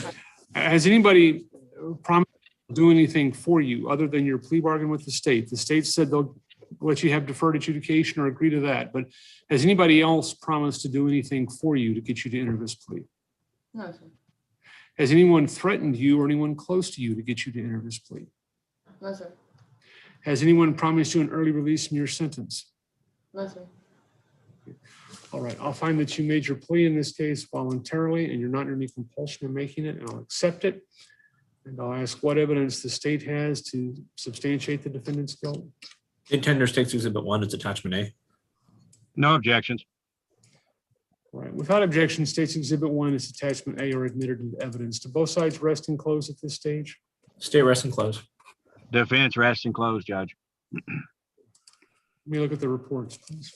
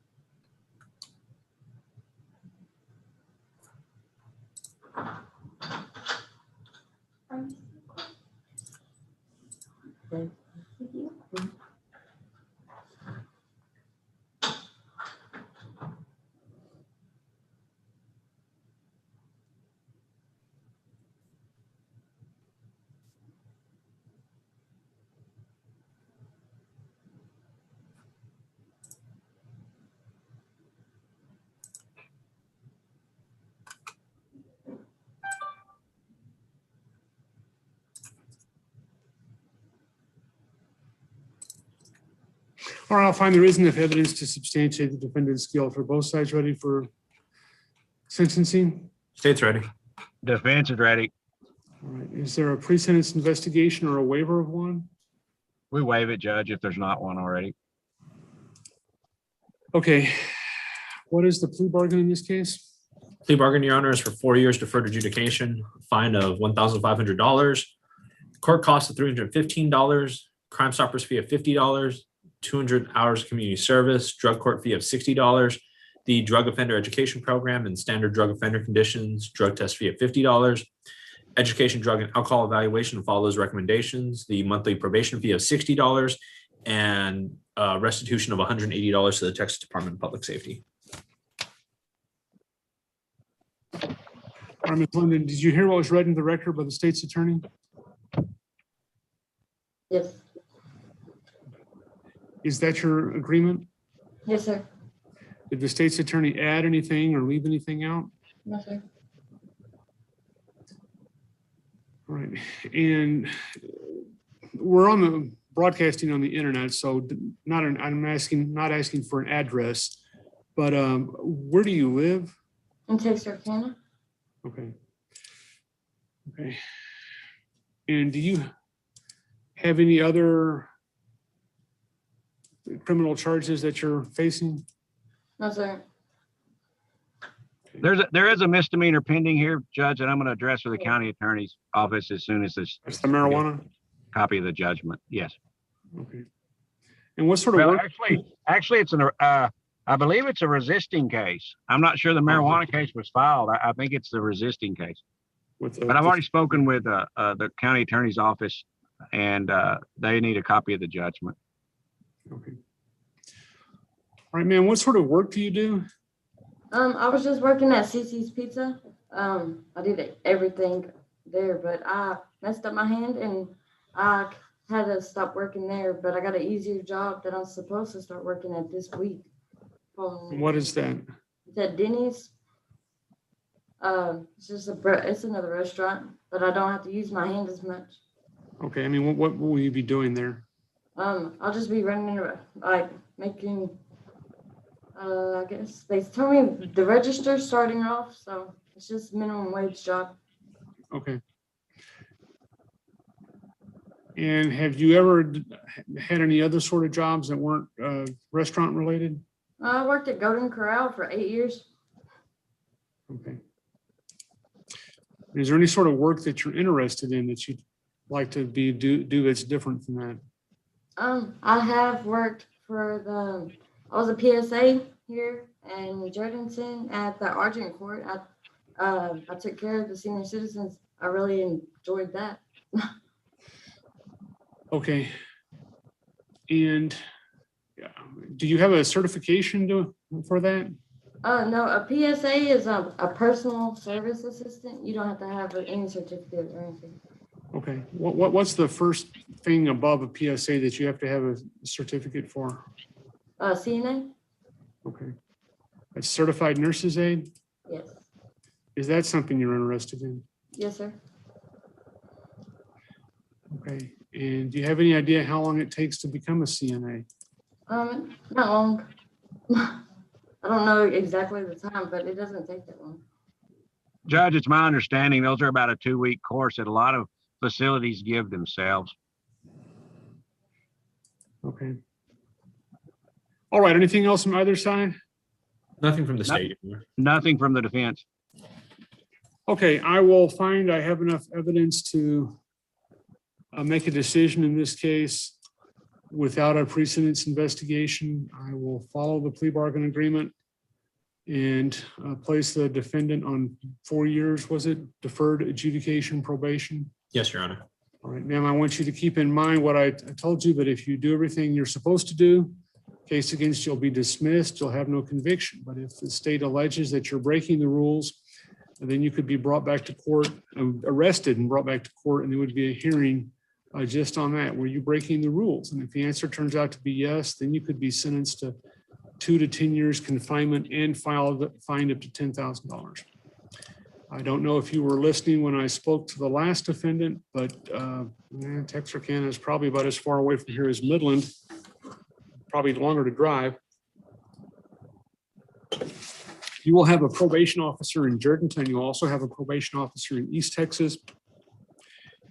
If your probation officer here in Jordanton is the one who will decide whether to tell the district attorney's office that you're not following the rules, if that's what's going on. So they're not going to be able to go and check up on you in East Texas. So you're going to have even less leeway than somebody locally, because they're not going to be able to check up on you if they're getting pieces of paper or emails from your probation officer in East Texas saying that you're not following the rules. So make sure that you're doing everything you're supposed to be doing. The other thing I'll say is, If the only thing you're not doing that you're supposed to be doing is making 100% of your payments on time, then we were not going to bring you back and have you revoked and found guilty just for that, or adjudicated and found guilty just for that. We'll give you time to make, larger payments towards the end of this 4 years if necessary, and if absolutely necessary, you can even be extended. So don't fail to report your probation officer just because you don't want to tell them you have the money. If you have done absolutely everything you're supposed to do, you can have your deferred adjudication terminated early. And that is if you've done everything you're supposed to and not violated the rules.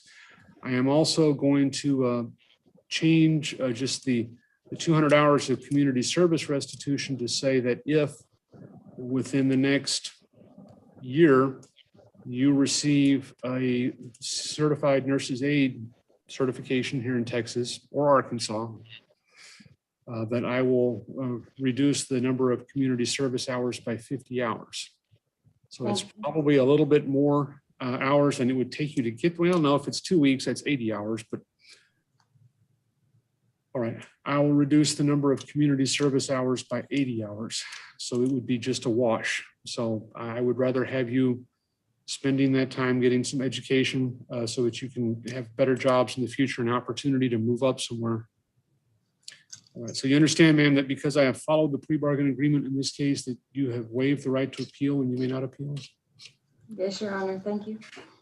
Okay, all right. I will find that you made your post-trial waivers knowingly, intelligently, and voluntarily, and I will approve them. And I will certify to the Court of Appeals, well, if my computer didn't jam up, that you have waived the right to appeal as part of a plea bargain agreement, and you do not have the right to appeal. I wish you good luck, ma'am, and if somebody will give me a thumbprint, I'll attach it to the judgment when it comes in. Thank you, Your Honor. Thank you, Judge. May I be excused? Yes, sir. And just to clarify, I've sent the judgment over to Chris and Talata. I just want to make sure that you guys received it. Yes. Okay, Yeah. perfect. Thank you. Yes, I have received it. Okay, and you can, all right. As long as I get a digital, yeah, send me a digital copy too, Mr. Lamb, please. Yes, Your Honor. Sending it right now. Thank you. All right, let me go make sure I've signed everything here.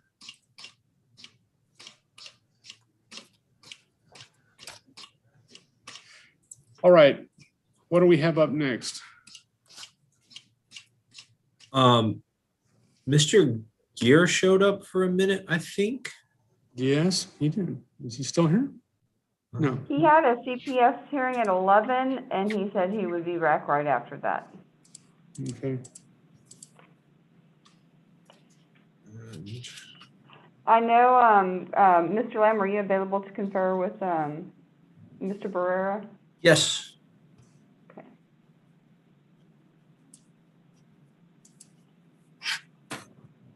Jennifer, it's Ed Shaughnessy. I'm back from Bear County. If there's room at the jail to talk to Johnny Dillard, it'd be great. Yes, sir. I have you next. Mr. Okay. Barrett is in jail right now. Beautiful. All right. Just sit here and sit here.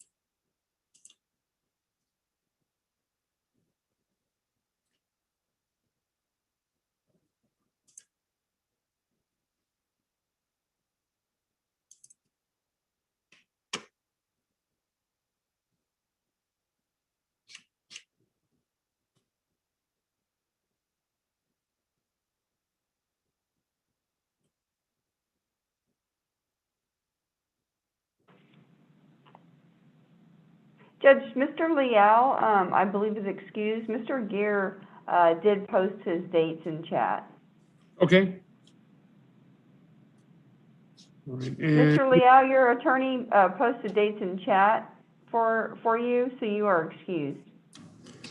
all right, and do we have a thumbprint on Ocon yet? No, Judge, I have to get the bailiffs. I just got your judgment from the chat, so I'm gonna have to get Was them it to the go through that judgment I with you. sent you or the Yeah, waiver? you send me the judgment. Oh, Your Honor, Ms. Veronica's at the jail right now getting the thumbprint. all right, thanks.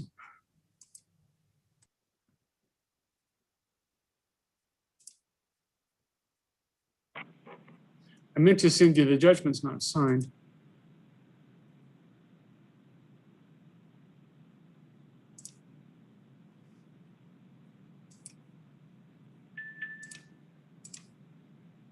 Judge, there's a gentleman, his box says Yoli's iPod. What is your name, sir? My name is Rocky Berlanga.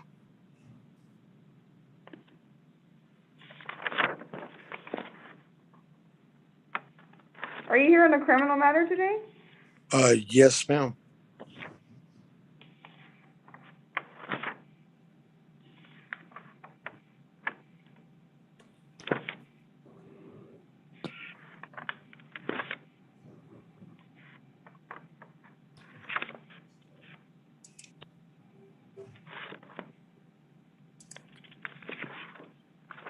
Who's your attorney? My attorney is Burns Barrera. Jennifer, he was supposed to have shown up Monday. Okay, thank you. I'm sure that's what Mr. Lamb and Mr. Barrera are speaking about.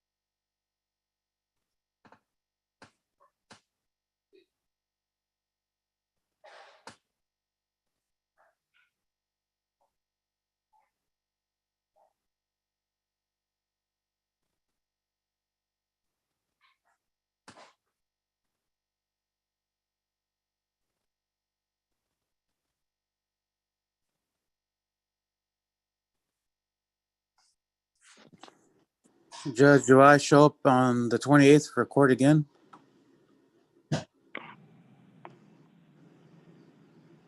Yes, sir, that's your next court date.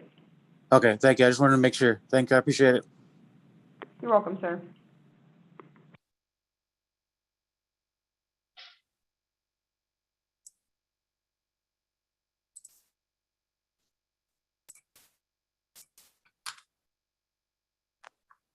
Your Honor, are you available? Yes. Go ahead. I conferred with Mr. Barrera.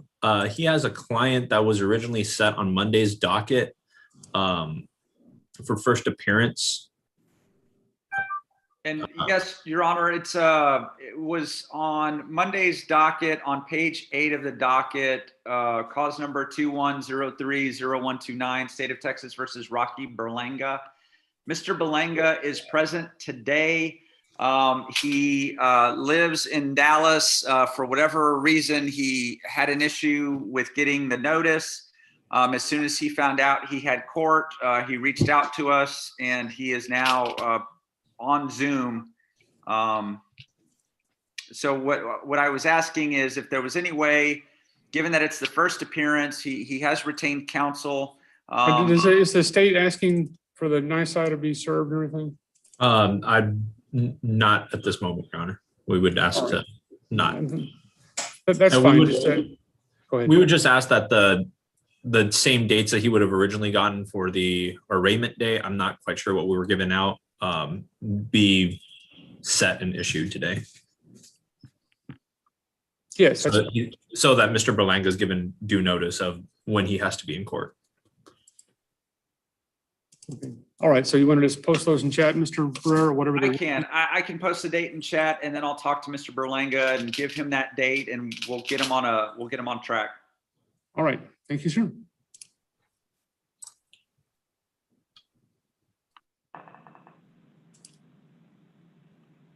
Jennifer, what was the date that we were giving out for? 4/14. 4/14. 4/14. Okay, I'll post that in chat. Thank you very much. You're welcome. Thank you, Jennifer. You're welcome.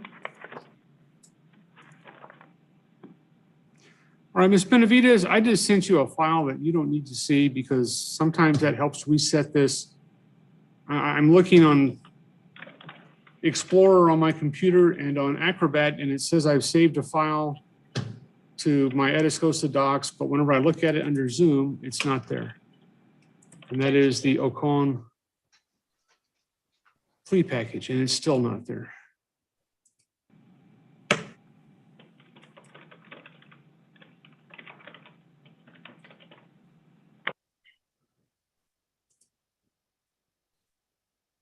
Do you want me to send it to you again through No, I have it. I've signed everything. I can look at it right here. I'm looking at it in two different places where I've signed it and saved it. But when I go to Zoom, so I'll just have to email it to you, I guess. When I go to Zoom, it's not there. It used to do this. It has not done that in a while.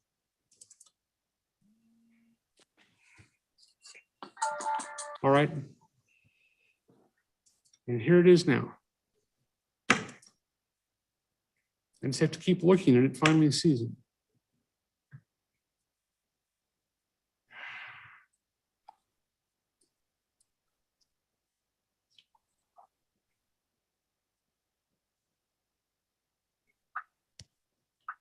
Rocky.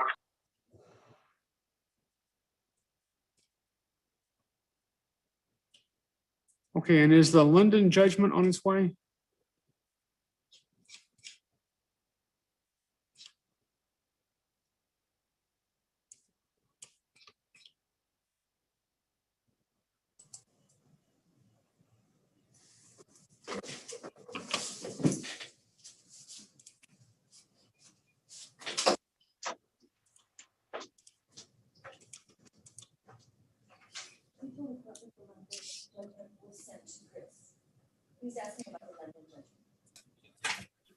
Sorry. Give me a second. Judge, the London judgment was sent to Chris.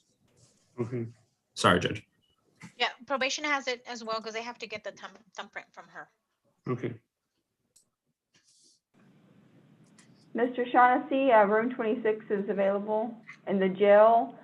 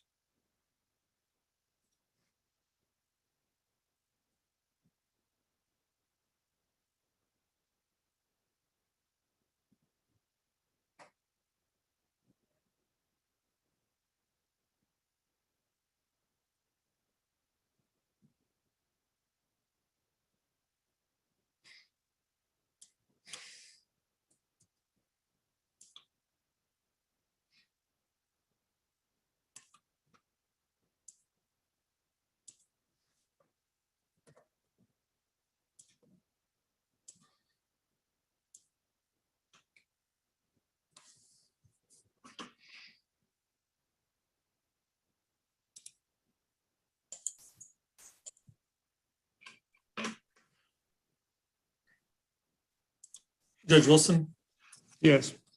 I just spoke with Mr. Baird and on Cnty, I believe they are wanting to proceed with the motion to revoke today. So we're ready whenever you are on that. I believe he's in custody. That's correct. He is in custody, and I don't think it'll be a very long hearing, but we are ready. And my understanding is it's essentially an open plea, so it should be half the time. We have the paperwork for that. And Your Honor, we don't have any paperwork because I don't know that he's decided what he's pleading true to yet. So I think it's appropriate to go forward with MTR and he can make his plea and go forward because there's no agreement. But Okay, well, I need a copy of whatever we're supposed to be looking at. The motion. I can get you a copy of the motion. That's no problem. Okay.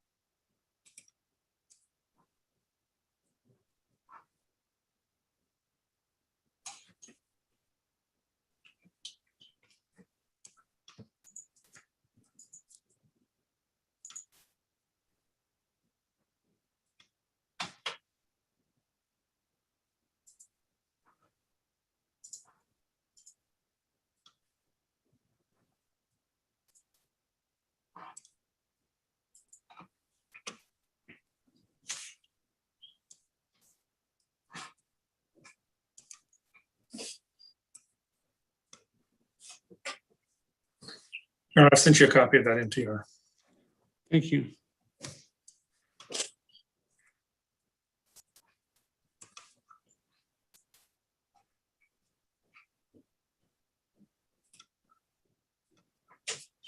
Did Ronnie Saldana appear? I see Mr.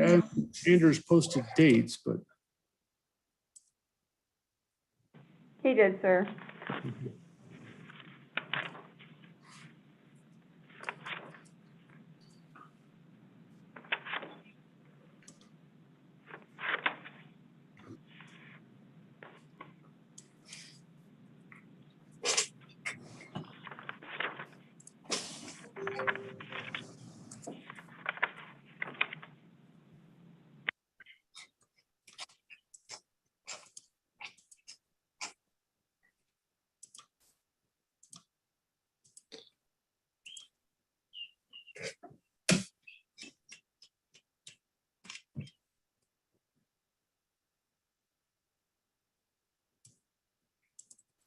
And how did you send that, Mr. Thornton? By email, Judge? All right. Let me see if I can get there. Trying to have only 2 apps open at once because it crashes always when I get 4. Oh, okay. That's fine. Right, Judge, I've got access to some things on a different computer and it's not on the computer. That's fine. Bad situation too. And is Mr. Cantu at the jail? Is he in custody? He is. I was speaking with him just a few minutes ago, so he might be standing by ready, or they may have taken him back. Okay. Looks like they're Mr. right. Shaughnessy, Sam? I'm sorry.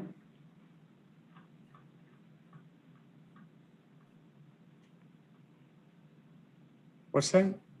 Mr. Shaughnessy was in with the jail. I see that he's out now. I just need to get the jail the breakout room. I'm gonna close all the rooms out.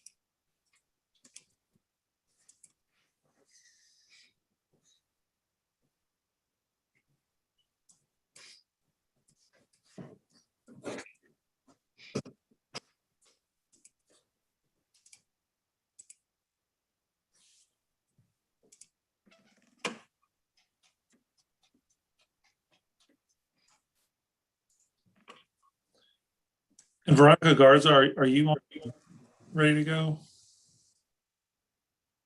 Brad, I was just going to ask you about that. She went to the jail to get a thumbprint real quick. Oh, okay. And why aren't the bailiffs? If it's a probation, we have to go, Your Honor. Oh, because you have to go over the judgment with them? No, it's just we have to go get the thumbprint. She already went over the judgment when she did the PSI. Why do you have to go get the thumbprint? It's just always been like that. Tradition? I guess. I guess you can call it that.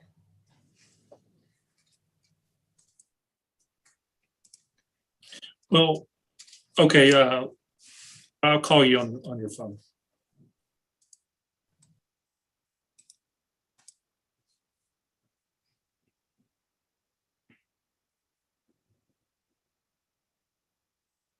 Were you needing anybody from the jail, Judge? Yes. Okay, who were you needing? Francis Cantu. Yes, sir.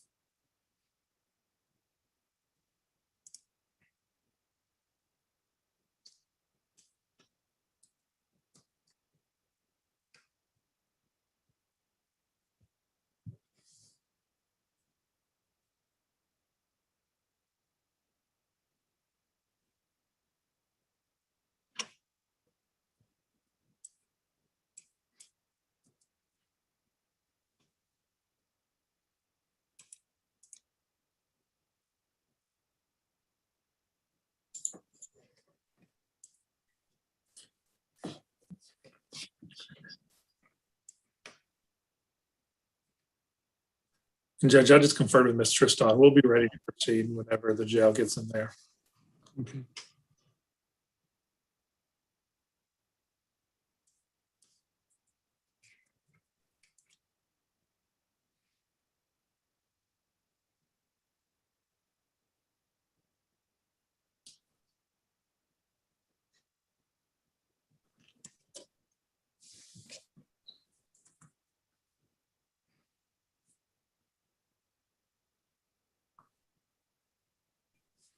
Okay, Mr. Baird, Sorry? is that him, Mr. Baird? Yes, that's him. That's him. It looks like we're ready to go. Okay, and what exactly are we doing? We have we're just gonna go through and start off and have him enter a plea as to every one of the, true or not true, as to every violation one at a time, or we're gonna go through them all? Is the state proceeding on everything? Your Honor, Mr. Baird, I think, I'm not sure which one they intend to plead true to, but we're only going to proceed on whatever he decides to plead true to. My recollection was number 2. Is that correct, Mr. Baird? Yes, we didn't finish discussing that, but we can plead true to number 2. Mr. Cantu is prepared. We've discussed all the different situations, whether we go one by one or he's asked to plea on one or multiples, and he's prepared to enter a plea based on that. Sure.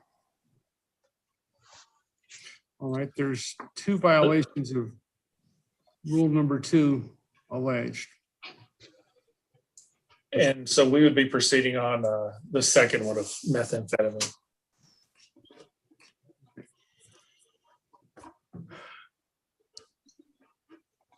All right, calling 20-07-0195 CRA State versus Francis Joseph Cantu. And is this a adjudication hearing or a revocation? Adjudication, I guess. Yes, adjudication, correct. Because of the offense. All right. Are you Francis Joseph Cantu? Sir. Mr. Cantu, can you speak, read, and write the English language? Yes, sir. Okay. Are you the same Francis Joseph Cantu who on or about August the 25th, 2020, pled guilty to the second-degree felony offense of robbery? Yes, sir. Okay. And you understand that on that date, the court found there was enough evidence to say you were guilty, but did not do so, and instead placed you on deferred adjudication probation for a period of 6 years. And if you successfully complete that deferred adjudication probation, the case against you will be dismissed. But the state has alleged that you have violated the rules of your deferred adjudication probation. And if they can show at the hearing we're conducting that that is true, then you could be found guilty and you could be sentenced to anything up to 2 to 20 years in confinement and fined up to $10,000. Do you understand that, sir? Yes, sir. All right. And that sentence may or may not be probated if it's not over 10 years, or you might be required to serve whatever your sentence is. Do you understand that also? Yes, sir. All right. And it's my understanding that for the time being, there's not a plea bargain beyond that. Mr. Cantu is going to plead true to the second allegation under alleged violations of rule number 2. Yes, sir. Correct, Your Honor. All right. The state alleges that you have violated rules 2, 6, 13, 14A, 14B, 14D, and 17. However, at this time, I'm only going to read to you the second alleged violation of rule number 2. Alleged rule number 2 violation says that on or about October 16th, 2020, during the term of your probation, you used a controlled substance, namely methamphetamine. So do you understand what the state is alleging? Yes, sir. All right. So to the allegation that you used methamphetamine while you were on probation or deferred adjudication probation on or about October 16th, 2020. Is that true or not true? True. All right. I'll accept your plea of true and ask what evidence the state has to substantiate the violation. State offers a violation report that I'm emailing to you right now, which mimics the motion to revoke and includes the urinalysis. I will forward that right now. And have you had a chance to review that document previously, Mr. Baird? I have, Your Honor, and as long as that's the same violation report that was tendered to me by the DA's office that dated January 27th, 2021 at the top, then we would not object to that evidence. It is.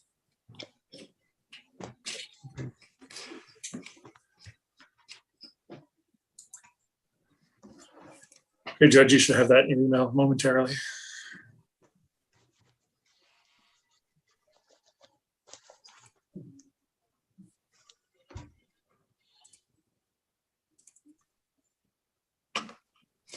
All right, and I have the violation report. I'll call that State's Exhibit number 1. It's admitted into evidence without objection.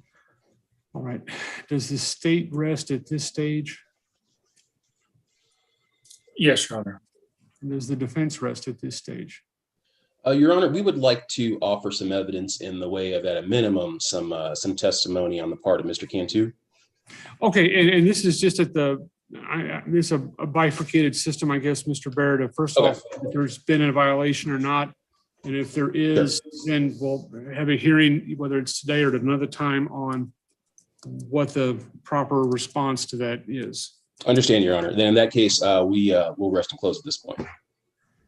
All right, and I'll find there is enough evidence to substantiate the fact that Mr. Cantu has violated the terms of his deferred adjudication probation, and I'll also find that a change needs to be made in the disposition. Are both sides ready for that hearing? State's ready. Defense is ready, Your Honor. And is there a pre-sentence investigation or a waiver of one?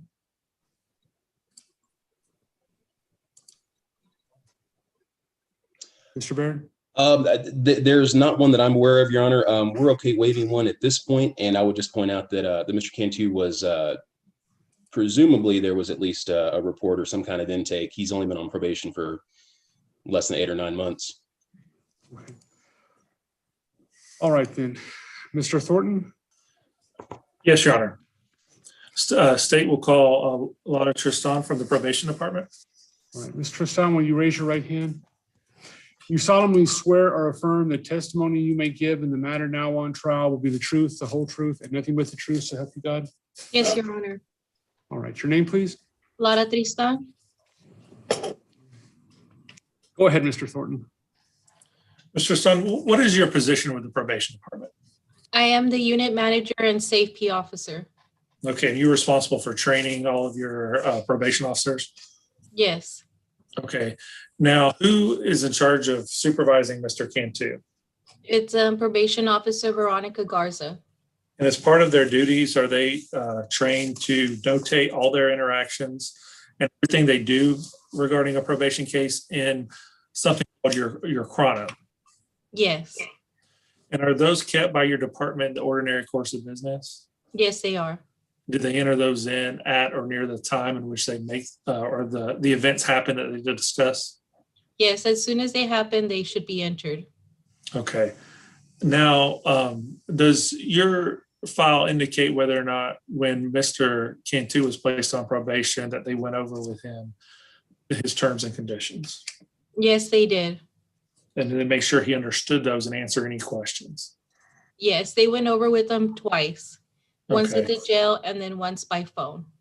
Okay. And who was the supervision officer who did that? Veronica Garza. Now, was she assigned to supervise him during the course of his probation? Yes, she was. Okay, let's talk about the incident that happened on October 16th of 2020, which Mr. Cantu has pled true to. Is it part of your procedures to do random drug tests on people who are on probation. Yes. Okay, and did that occur on October 16th with Mr. Cnty? Yes, it did. Now, what were the results of that and what occurred according to your chronos? So by reading the chronos, he was asked to provide a urinalysis. At that time, after 2 hours, he was able to. It did test positive for meth. The defendant denied the use of meth, but stated that his drug of choice was synthetic marijuana. And he said maybe it was laced with meth. Okay. And was that sent off for confirmation? At that time, due to him denying the usage of the drug, yes, it was sent to the lab. Okay, was that confirmed? On 10/29/20, the confirmation came back as positive for methamphetamines. Okay. Now, what occurred after that? So after that, on that day that he had his visit, which was on October 16th, he was given another appointment for November 6th at 3:30. And at that time, he missed his appointment. He was sent a letter with another appointment. He did not come in that day. Ms. Garza continued to try to reach his reference numbers, and she was either told that he didn't live there or that it was not a good number. Okay. So at intake, he provides phone numbers and ways to contact him? Correct. We do a data sheet, and at that time, he needs to provide 3 reference numbers as well as 2 good numbers. And when they fail to report or we can't get a hold of them, we rely on those reference numbers. Okay, so you called all the numbers he provided you and wasn't able to reach him at all? Correct, and we sent a letter as well. To the address that he provided to you? Yes. Okay.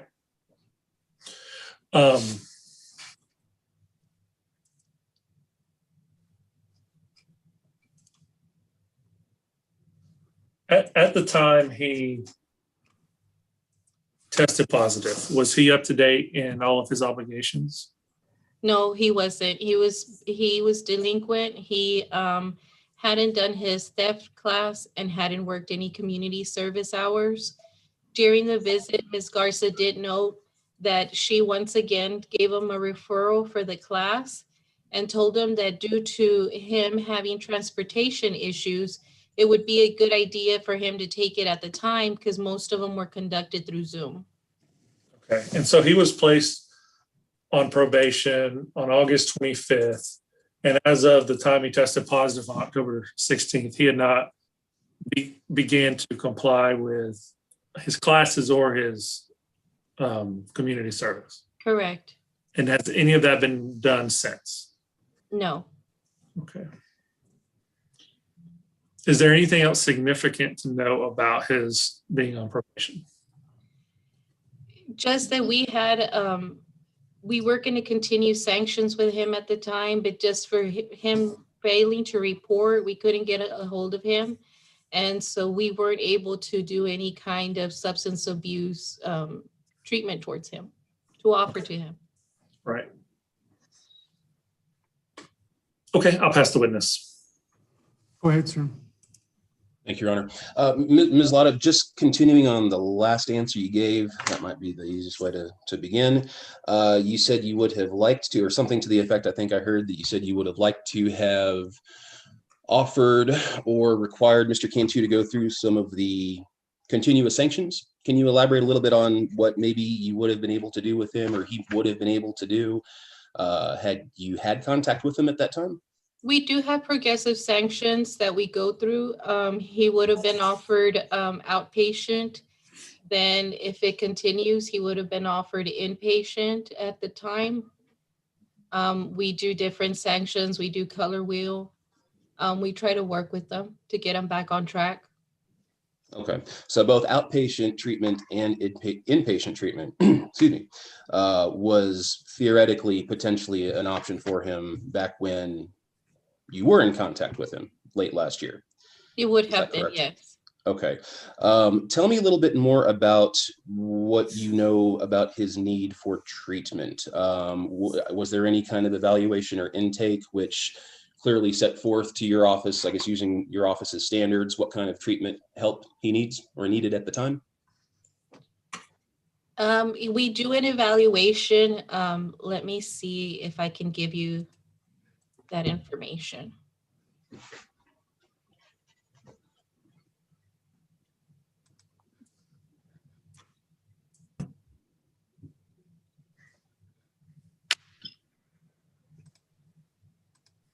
And the thing with Mr. We just didn't have enough time to work with him, you know, to get him through the evaluations and stuff. The only thing that we were able to do was his substance abuse inventory.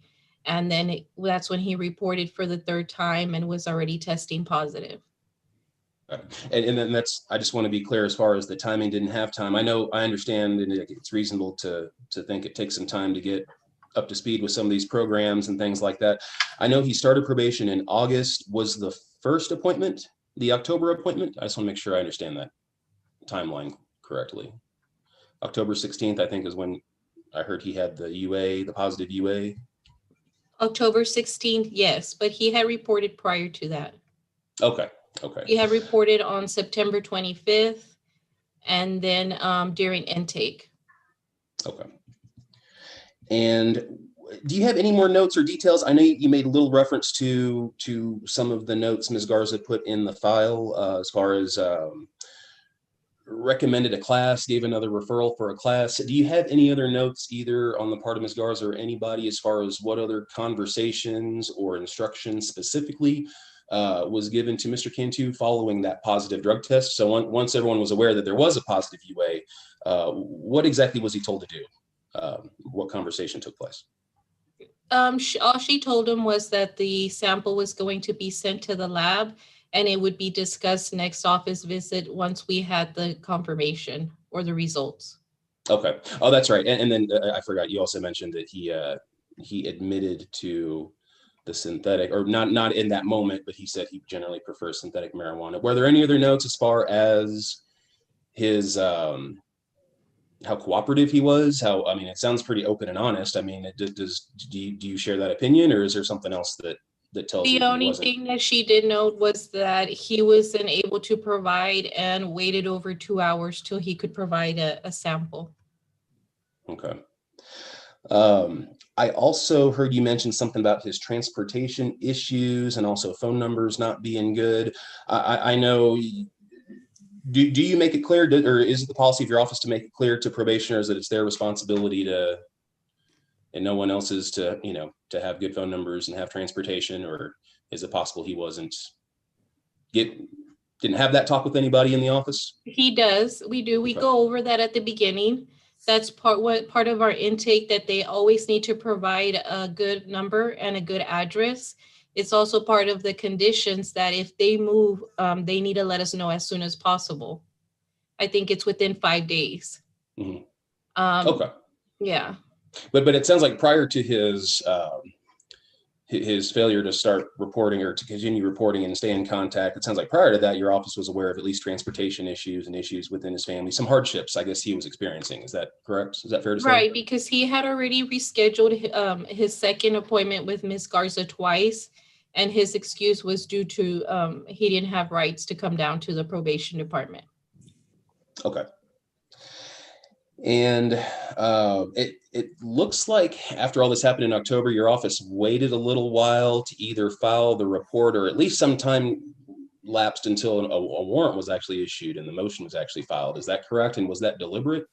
Yes, because she would give him we try to get him back in compliance before we even file on him. So she had sent a couple of different appointments to him. So she'd send him an appointment. She waited to see if he reported. He didn't, so she would send another one. And she was just trying to get a hold of him within those months. So we didn't have to file. That sounds very reasonable. It sounds like that's above and beyond as far as what you're required to do as supervision officers. But I just wanted to make sure, see if we can find out as best as we can whether Mr. Cnty even was aware of what was going on. Obviously, his responsibility to make himself available to be contacted by your office, but it sounds like he was experiencing some hardships and transportation issues, and maybe wasn't getting letters or voicemails or text messages. And we're only talking about 8 or 9 months here, and most of that was maybe when he was not in contact. So that is leading to a question, Ms. Lard, and that question is, I know you have a lot of experience dealing directly and indirectly with probationers and probation cases. Do you often see people in this situation? I'll categorize it as it looks like he did almost nothing at the beginning of the probation, except report a couple of times. Do you always see people fail? Do you ever see people turn things around and get things on track and finish successfully? They can if they want to. I mean, and we can make it as easy for them as any easier. I mean, at this time we were taking reports by phone because of COVID and stuff. So all he had to do was call the office, and his report would be taken. But when you just have no contact with them, it's hard to get them back in compliance. Do you have a gut feeling now, or any kind of opinion now as to, just from what you've seen and what you've heard and from working your job on this case, what Mr. Cnty might need now as far as treatment or rehabilitation? It sounds like you're saying it's not impossible for you to get him back on track, but do you have any particular concerns or things you think would be particularly helpful if he was to continue? He would benefit from substance abuse treatment in some form if he's willing and wanting to accept the treatment. Okay. You mentioned outpatient treatment before was an option. Just to make sure we're covering all the bases, was that specifically recommended or ordered or instructed by your office, or was that kind of where we left off when he just dropped off the face of the earth? Yeah, he was never given that option because he stopped reporting. Okay. Understand. Thank you so much, ma'am. I'll pass the witness, Your Honor. Mr. Thornton? No further questions. All right. Any other witnesses from the state? No, Your Honor.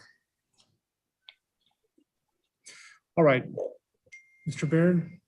Thank you, Your Honor. Only one witness, Mr. Cnty. All right. Mr. Cnty, would you raise your right hand? Do you solemnly swear or affirm the testimony you may give in the matter now on trial will be the truth, the whole truth, and nothing but the truth, so help you God? Sure. All right. Go ahead, Mr. Baird. Thank you, Your Honor. Mr. Cnty, and please try to speak up just to make sure everyone can hear you. Do you recall the events that you heard described regarding this UA around October 16th of last year? Sure. And do you recall, or actually I'll ask it differently, did you in fact take responsibility for the positive UA? I know there was mention about synthetic marijuana, but were you in fact accepting responsibility for that? Sure. Have you ever intentionally avoided probation, going to the probation office? Have you ever made it your point to just blow it off and not do what you're supposed to do? Every time she asked me if I can go, I told her I'll try to go, but I always had to wait on my mom to either get off work or until I was able to find a ride. And I'll call and let her know that I wasn't able to make it, and then she will reschedule it. She will reschedule it. Okay. What kinds of issues were you having? I mean, obviously transportation issues, phone issues, but I mean, specifically what made it difficult to do what you needed to do on probation? Well, because every time she would call, I would end up in San Antonio because I was on the CPS and I was going to go see my kids over there. Okay. Were you working at the time? Yes, sir. I was at Vila Wiley, the company for the oil field. Okay. What kind of work were you doing out there? I was a derrick hand. Okay.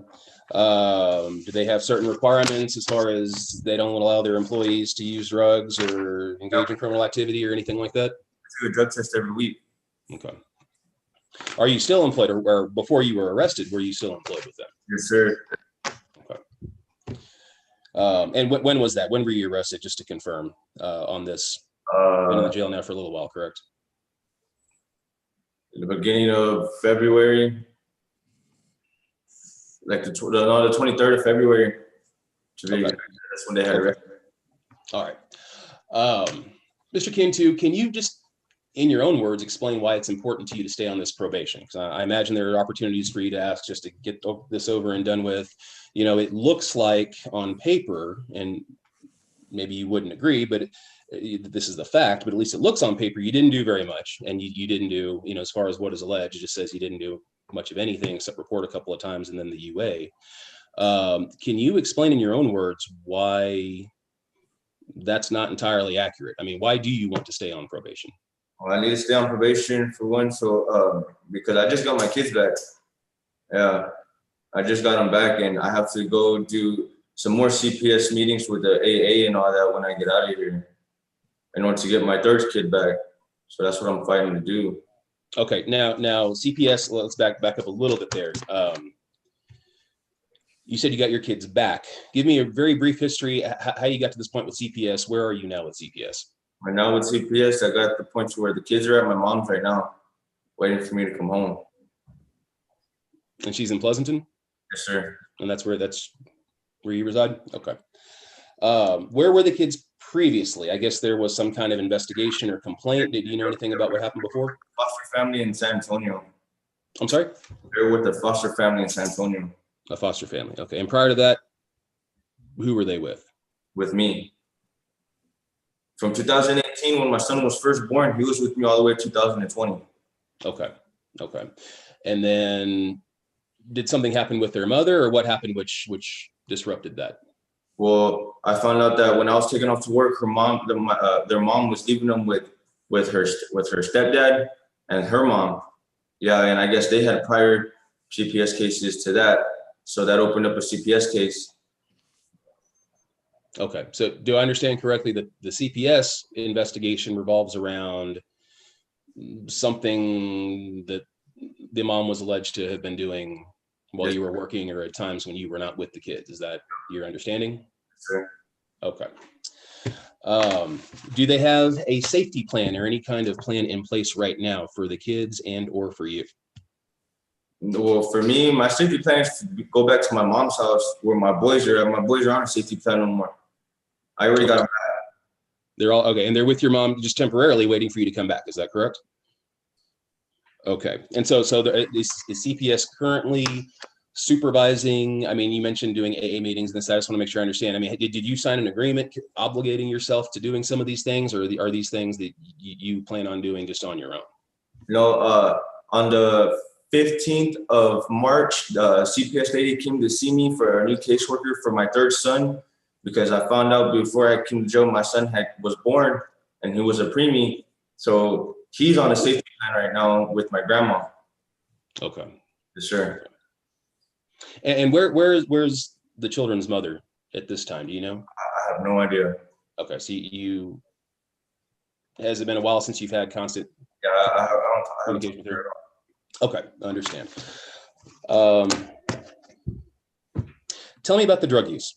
You admitted to it, or took responsibility for it back in October.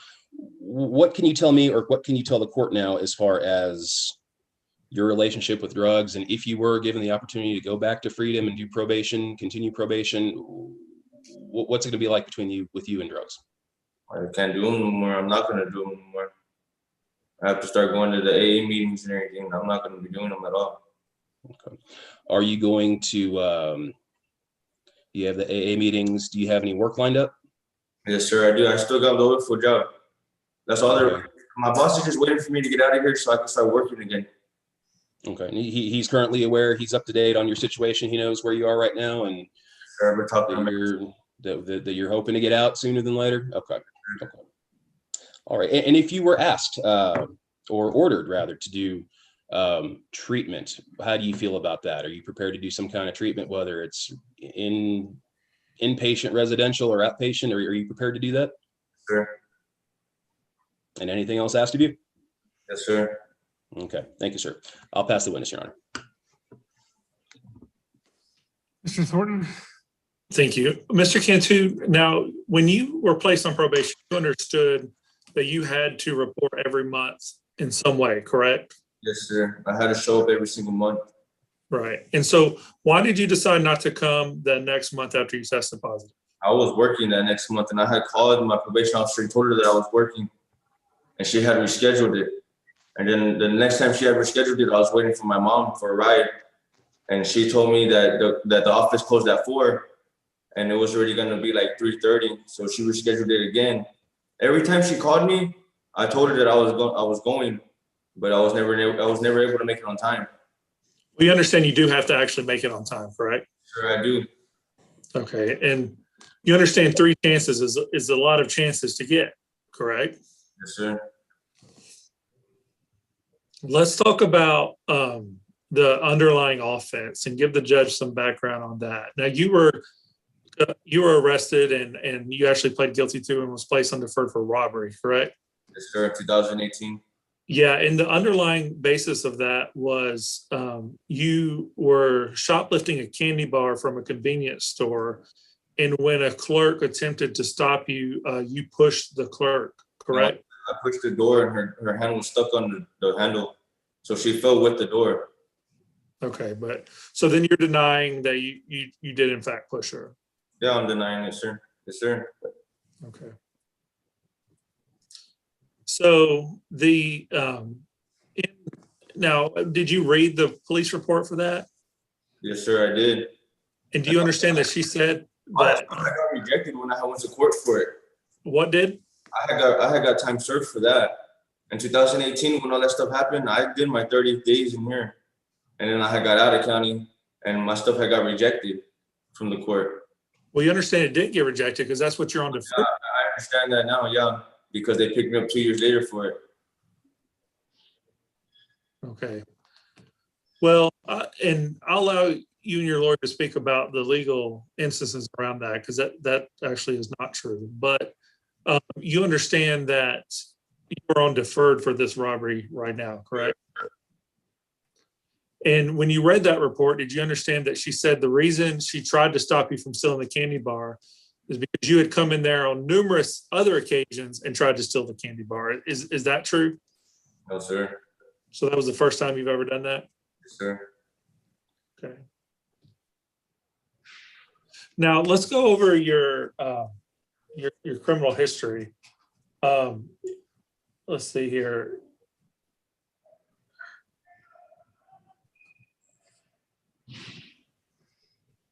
Back in 2017, you were placed on probation in county court for burglary of a motor vehicle, correct? Yes, sir. And you were given a year probation, but eventually you were revoked and sentenced to county jail for 30 days. Is that correct? Sure.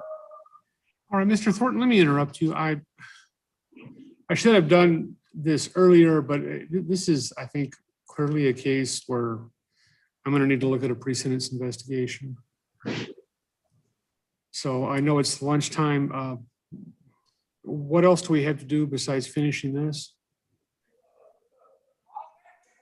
Your Honor, I believe Mr. Gear had a motion to reduce bond on William Alvarado.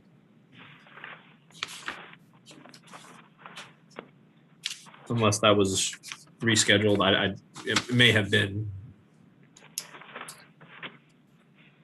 All right. That's been on the docket, like at a minimum three other times. So I'm not sure if that was intended to go today or not. Okay. Mr. Gear is here. Oh, yeah, there he is. I don't know if what's going on with that one. Morning, guys. I'm here. Sorry. Right. How long has Mr. Cantu been in custody on this latest arrest? Mr. Alvarado?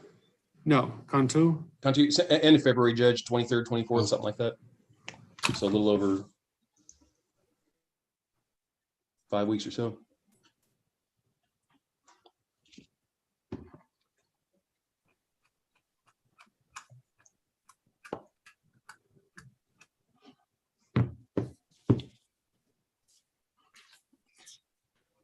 All right.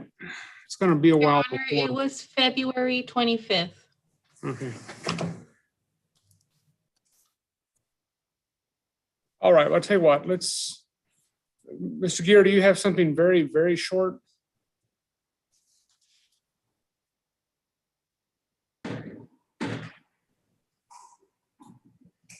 Don't know. Okay. All right. I want to see a pre-sentence investigation in this, and I'd like to, it's usually attached, but I'd like to see a copy of, because I don't remember who did this plea. I'm not aware that it's me. So I would like to see a copy of that, and I'll be back at 1:15. Yes, Judge. It's ready, fine. If not, we can work on other stuff. Yes, Judge. And also, I just want to clarify, my offhand thought is, actually, I'm not sure. Is this a straight robbery and not an aggravated? It's a straight robbery. Okay, so is that a 3G offense? I think it has to be aggravated to be 3G, but Okay, so, I can find out and let you know. well, that's just one thing I wanted to be certain of is an adjudication and probation even an option? So I'll see you at 1:15. Thank you, Judge. Thank you, Your Honor. If Mr. Cnty is going to be here, may I have a breakout room with him? Or is everyone gone? No, I'm here. Oh, and he's back. Just a quick minute if I can. Ms. Tristan, were you going to meet with him to do that PSI over the computer, or were you all going to go there? I don't want that to be forgotten. No, I wanted to see if Miss Poppy could put Miss Veronica also on a breakout room with the jail so she can conduct the PSI. Yes, I can. Can I put Mr. Barrett in there real quick and then I'll put her in? That's fine. I'll be just a quick minute. Okay. Thank you.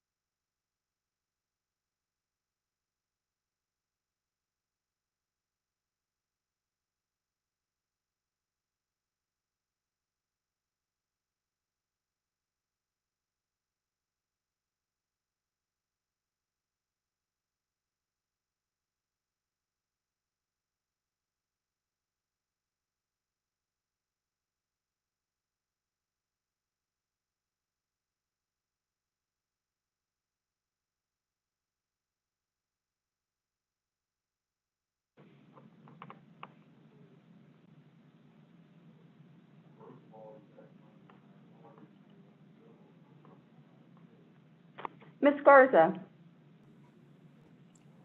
Yes, ma'am.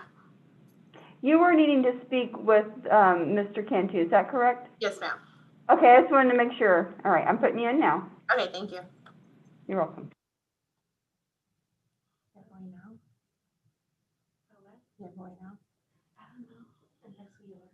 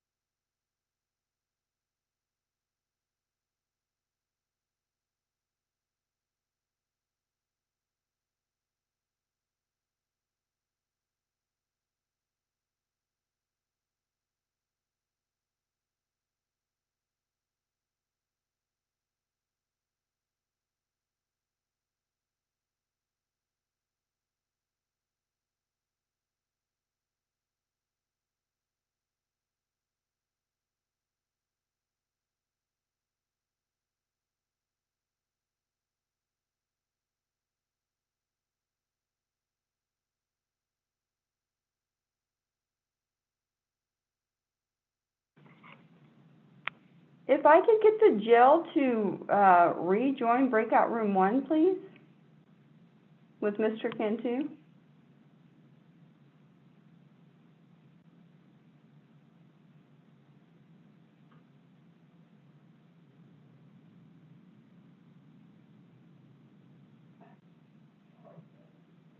Can the jail hear me?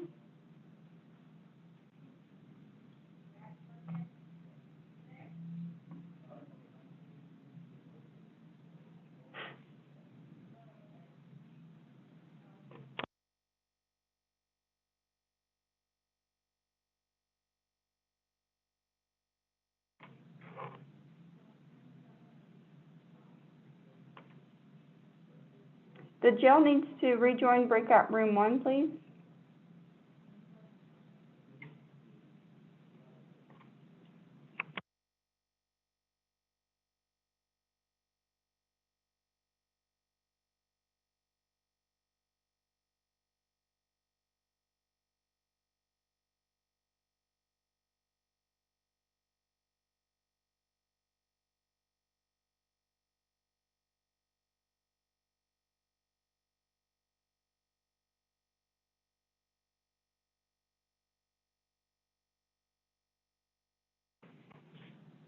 Ms. Tristan, if you can hear me, Ms. Garza is in breakout room 1, but I can't get the jail to go back in there.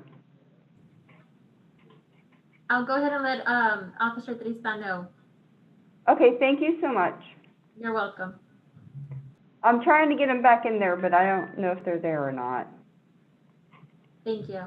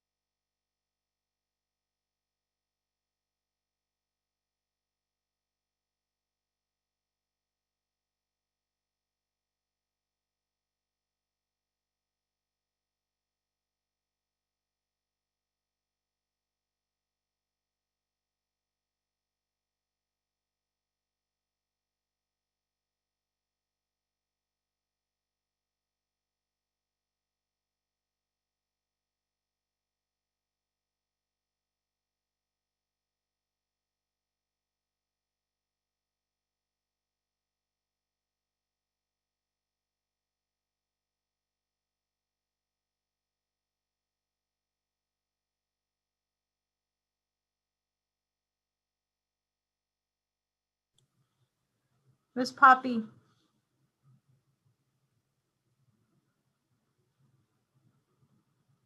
Is the jail there, or can the jail hear me?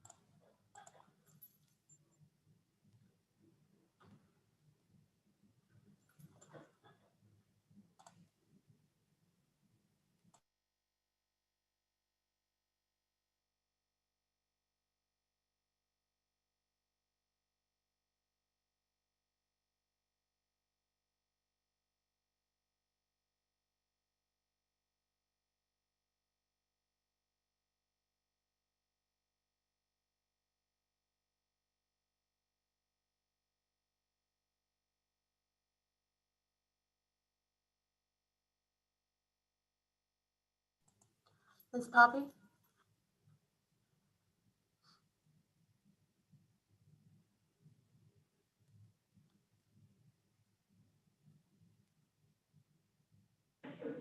They didn't go in, Ms. Garza? No. I called booking to have them go ahead and join the room and they still didn't, unless they're having lunch. But she couldn't get them to get into the room earlier either. Yeah. I know Judge is coming back at 1:15. Who is that on? Which defendant? It's on Francis Cantu. Let me call the jail again, see if they can get in. If so, I'll put Okay, do you want me to? if y'all would join that same room. Okay, I'll go ahead and go back. Okay, thank you. Thank you.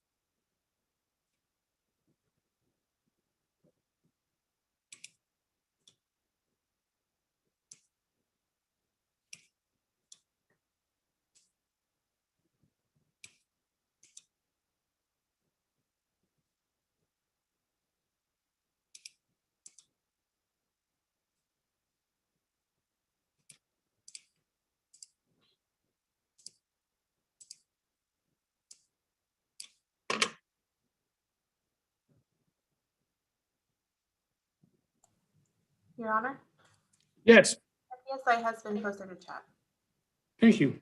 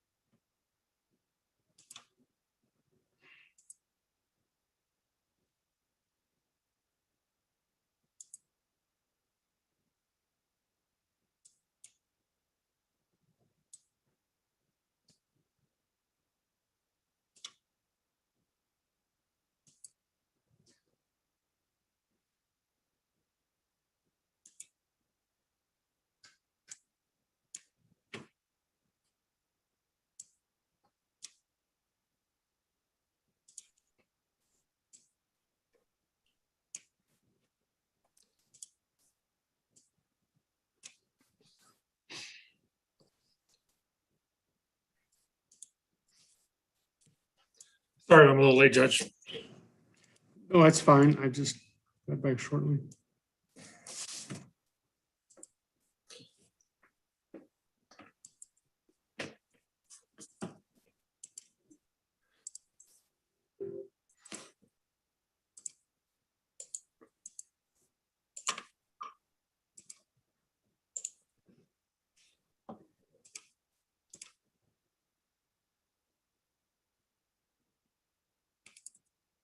Okay, and has the sheriff's department made it back?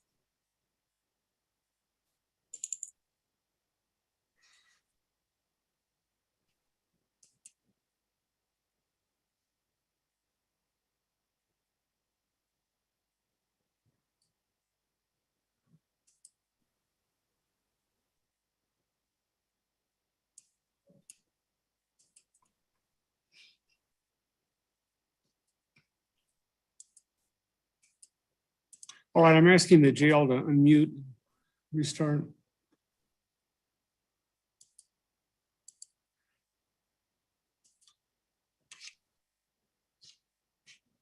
And Mr. Thornton, do you have a copy of the offense report or the state's attachment to the underlying plea?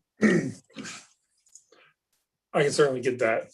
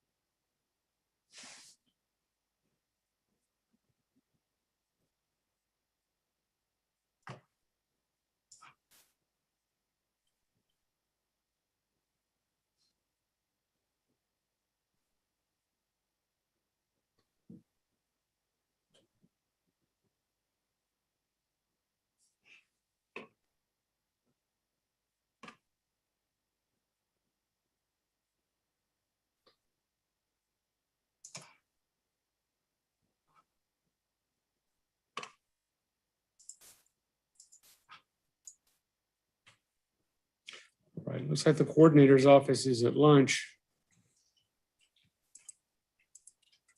Asking Ms. Benavides, are you there? Yes, Judge. I'm sorry, could you call the sheriff's office and see where they stand? Judge, did you need somebody? Yes, we need Mr. Cantu back. Okay.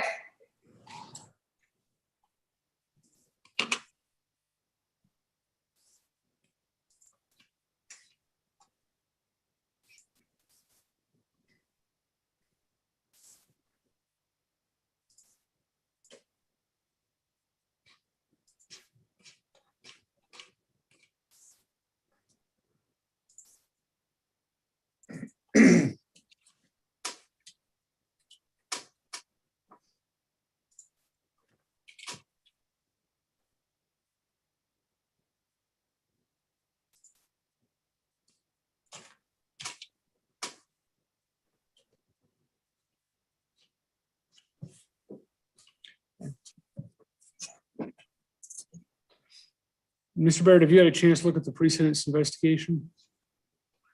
I have not, Your Honor. Okay. I don't believe I've received it. I did receive the other documents from Mr. Thornton earlier. All right, I'm gonna ask Ms. Garza to send you a copy of it. Okay. If you could include me on that too, please, Ms. Garza. Send them directly through chat to each one of y'all. Okay. And Judge, I just emailed you the original attachment A as well as to Mr. Baird. Should be your emails.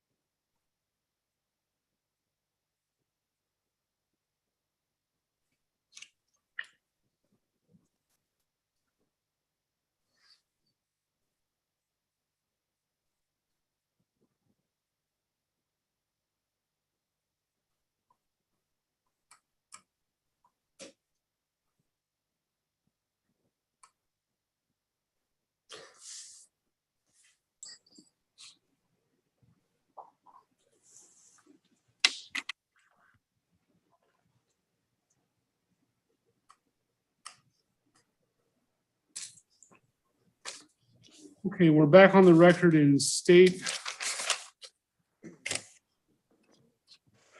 versus Francis Joseph Cantu. Are both sides ready?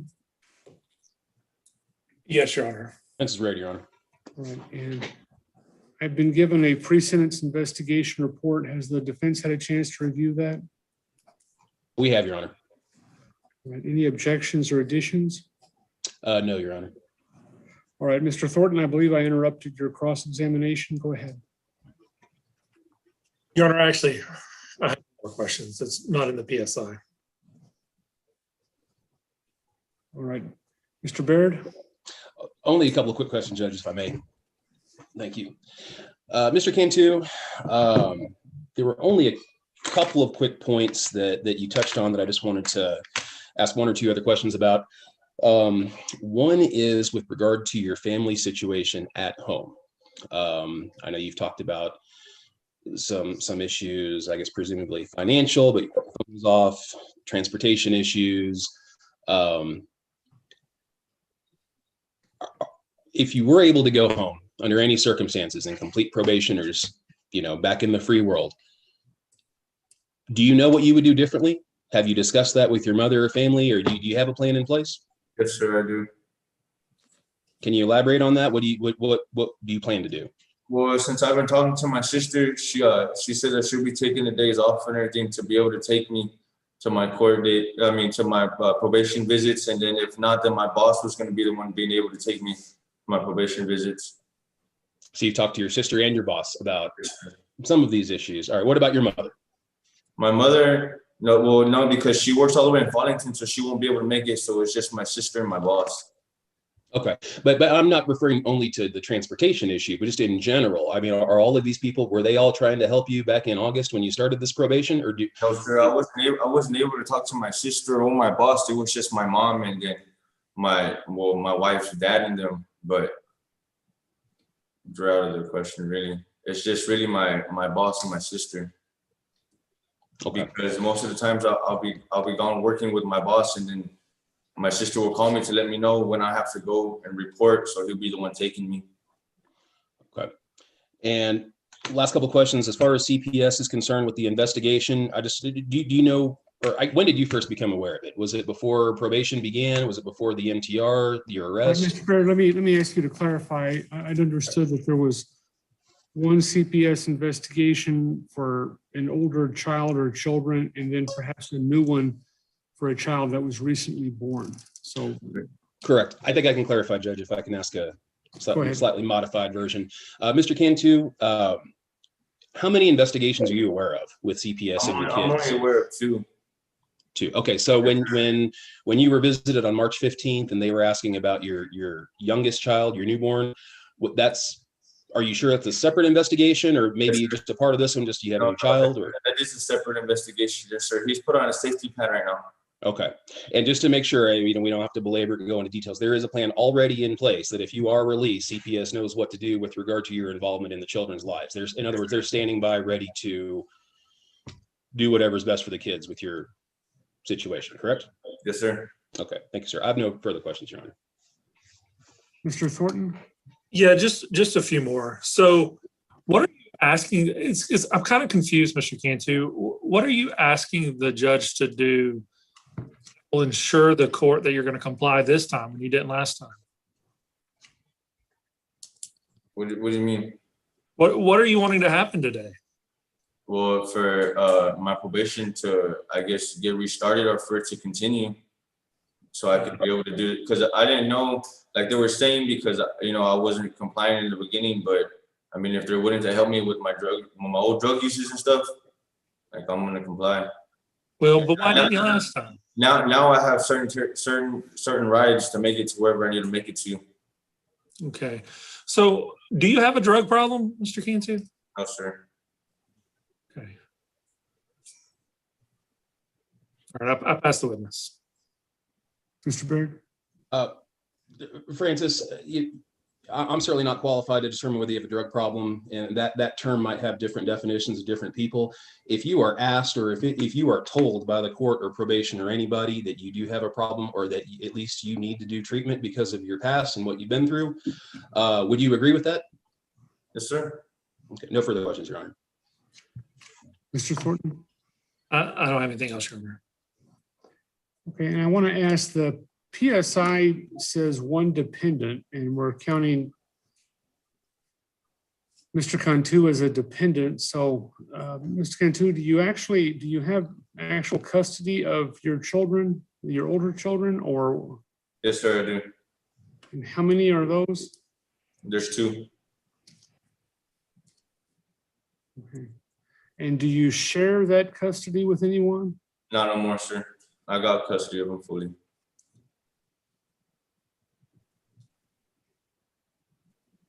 And do you receive child support? No, sir. Are you ordered to pay child support? Sir? Are you ordered to pay child support? No, sir. Mr. Baird, go ahead. Actually, Your Honor, that's all we have. Just I'll just have a short argument, but that's all we have for evidence. Anything else from the state? Nothing from the state, Your Honor. All right, argument. I'll defer to, or I'll reserve for rebuttal. Your Honor, a couple of points really stand out to me with this case. And then there are a couple of things that at first glance are very similar with a lot of probation cases we see go through the courts. I mean, it is unfortunate. The cases where someone goes on to probation and after a very short period of time, either solely due to drugs or solely due to being uninformed, uneducated, or maybe just unprepared to follow rules. We see all the time people don't get very far before this kind of a situation comes up. A couple of things, though, like I said, that really stand out, though, is Mr. Cantu's particular situation right now. Probably at the time when he accrued all of those violations, he did not have the right mindset, the right attitude, was not prepared, probably understood, but who knows? But certainly a lot has changed, and not just his arrest warrant being executed on this probation motion, but it sounds like he's turned a major corner with the CPS issue as well. It sounds to me from his testimony that at the outset of all of that, the mother of the children was involved. He maybe was not as involved, sounds like, as he is now, or as he wants to be now. But even as of just very recently, I know a lot of these things have really developed and developed in his favor, at least as far as him having an opportunity. I know he realizes that this is his last opportunity, and that he hasn't taken advantage of the chances he has been given up to this point. So he has done a lot to deserve punishment on this probation. And that was one of the first things that he told me, is that he understands that he did things wrong and definitely needs to follow the rules better. But he does explain that if he has the opportunity, that he has support in place, he has certainly a different perspective. And I feel it's important to point out again, almost 2 months in the jail might not even be the biggest part of it. He wants to get out and get back to work and take care of his kids. But I think he's given a lot for his misdeeds in the 2 months in the county jail. I certainly believe him to be ready and willing at least to do exceptionally better at probation, if not absolutely perfect. I would say he does, I would also point to his criminal history. He does have some history. I think that the one misdemeanor probation, which probably took a wrong turn early on like this one did, but I think when you consider all of the factors and the changes that Mr. Cantu, not only in his situation, but also in his mindset and what he appears to be prepared to do now, at the very least be given an opportunity to continue on the probation. And that's ultimately what we're asking, Your Honor. I feel personally that, and would argue that some combination of zero tolerance along with an outpatient treatment program, along the lines of what Ms. Lotta in testimony was referring to. I think probation, appropriately so, was prepared to give him outpatient treatment just a few months ago before he dropped off the face of the earth. He spent some time in jail. Certainly it's understandable if he needs a little more punitive measures because of that, but I know he's certainly in a position now to do a lot better. Mr. Thornton? Yes, Your Honor. This is an interesting case. He pointed out, probation was willing to give him more. State certainly supports that. On its face, this is a case that, seems like the guy needs some more drug treatment. But then we start to peel back the layers of this case, and we've got several interesting things. You'll notice in the PSI, he got probation for the burglary of the motor vehicle, yet he was revoked for that. And so, he's already had one shot at probation that was revoked. And so it wasn't new to him, the requirements that were going to be demanded of him and placed on probation. He's been through that once before. And so he got placed on probation. and then just didn't try anything, just didn't follow up once he tested positive, didn't ask for help, which is the most important thing. And despite numerous attempts for probation to track him down at every phone number he listed, just wasn't available to them to follow up with, and didn't go out at all during that time. That was back in September-ish. Hasn't attempted to gain help, right, since that time. And then so when I asked him today, I said, well, what are you wanting? He just wants the status quo. You know, and when I asked him, do you have a drug problem? He said no. And so really to have any substantial change, one, you first got to admit that you have a problem, which he wasn't willing to do. And you have to ask for help. He's not asking for anything different other than just continue the chance he already got, not with any additional punishment, not with any help, and not asking for ISF, not even something as simple as that. Just let's start back from the beginning. It'll be better this time with nothing more than his word. And so here you have somebody who's already had a bite of the apple, knew what he was doing, already had a second shot at the apple. And we really don't have anything to base that off of other than he's just asking that he get another shot. And so, Judge, at a minimum, we're asking for a revocation of this case, and the sentence that this court thinks is appropriate in lieu of revocation and a sentence. There has to be, if the court finds he wants to continue on deferred, there has to be some type of help, because the same path that isn't going to cut it will be right back here. And so at a minimum, ISF or safety. But I don't think he has shown us that is going to work based off of his admission that he's got a problem and him not asking for help. That's all, Your Honor.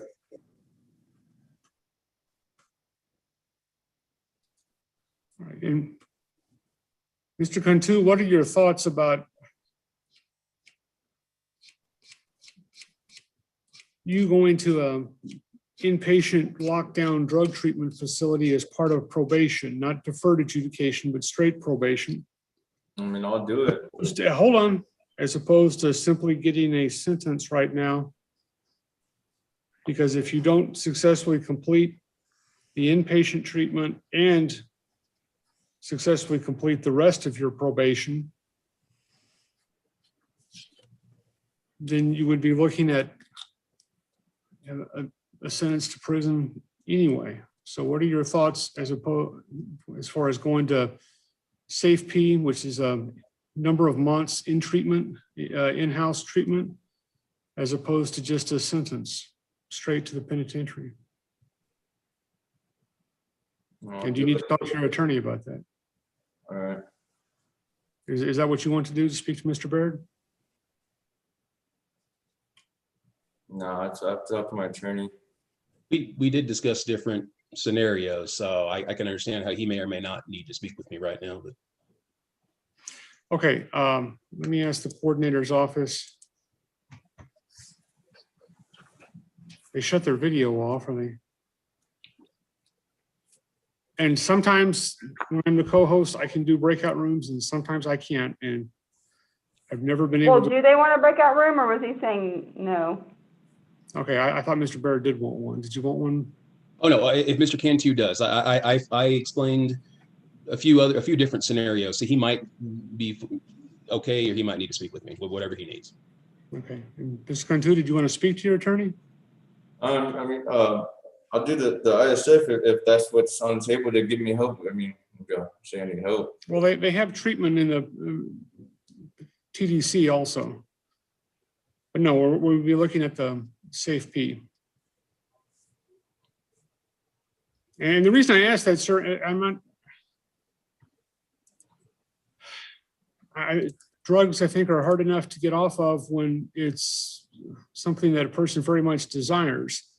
And if you're at a point in your life where you're not even at the point of admitting that you have a problem, much less having a burning desire to conquer it, I don't know that SAFE-P would do any good.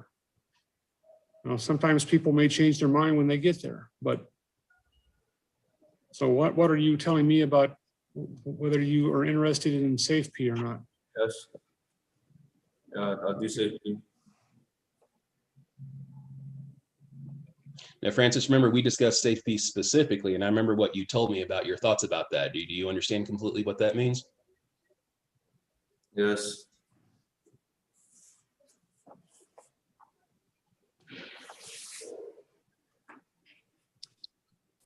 Okay. And I'm not asking if you'll do SafeP. I mean, they're going to take you there if I order it. I'm asking, is that something that you want to do? Yes.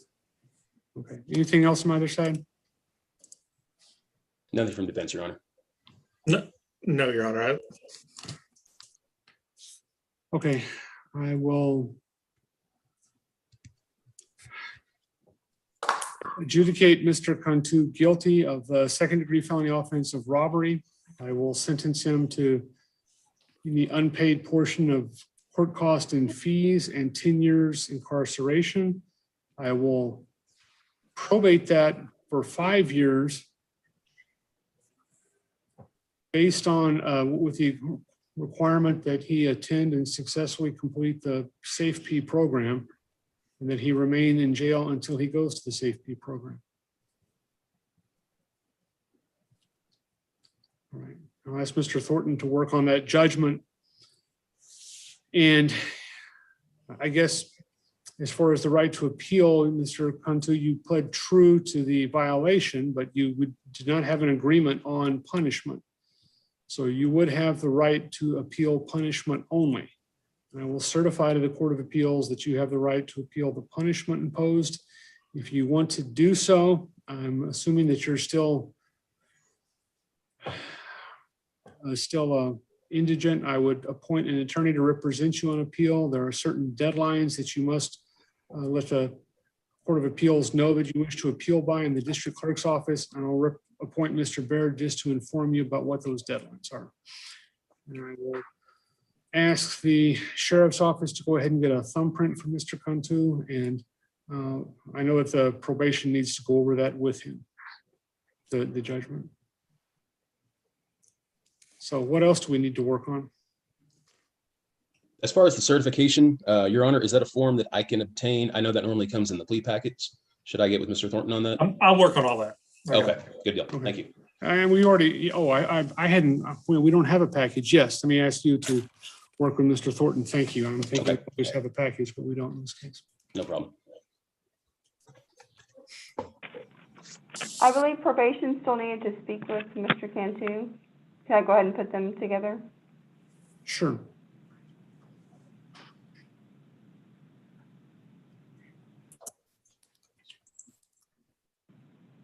Your Honor, do you mind if I go over the docket with you whenever you have a moment? Certainly. I have not finished putting all the notes in, but let's start. I know that I'm missing a few because going in and out of breakout rooms. Right. Scott, 426 MTR. Okay. Ramos, 428, 511, 67. And I'm going to call those the regular dates. Yes, sir.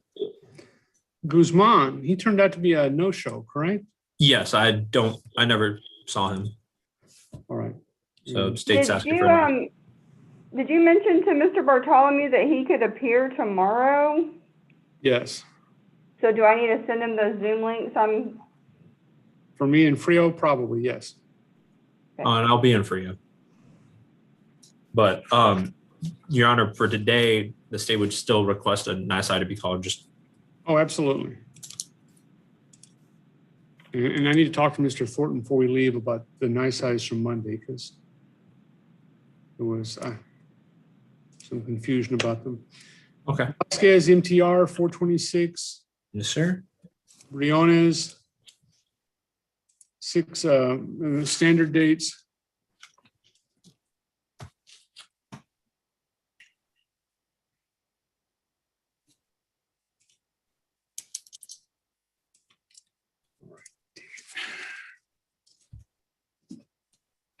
Cueto Gonzalez. Standard dates. Standard dates. Leva showed up late, standard dates. Williams, standard dates. Alvarado, I don't have anything. That was Mr. Gear. He's here. Mr. Gear's Judge, back. I'm here, Judge. Okay. Sorry about that. I've had so many courts, I can't remember what's going on this morning. All right. Judge Go ahead. William Alvarado's a motion to reduce bond. I had lined up his mother to testify as a witness on his behalf. She has become unavailable. Is there any way I can maybe move that to the 14th?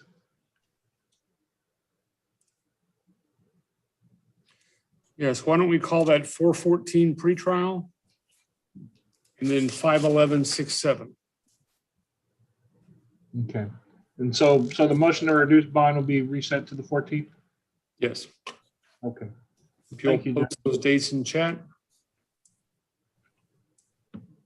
414, 511-6-7, you're excused. I'll put them in chat, Judge. All right. Next page, Reynaldo Guerra, did he appear? Yes, sir. Or no, he did not, Your Honor. He was the one that was in the hospital. I sent you the Okay. the thing. We agreed to reset to 6/21, 7/14, and 8/9 to monitor his hospitalization. 6/21, 7/14, 8/9. Did we skip a page almost? I think so. I think we skipped a few. Well, no, everybody else on that page is the standard dates. Oh, okay. That's what we're okay. All right, Kathy Quinones, it was different dates. Yeah. Originally, he posted the standard dates, but the other dates he posted, Mr. Vargas did, was 6/30, 7/20, and 9/7 after he conferred with Mr. Thornton. All right. Give me a moment.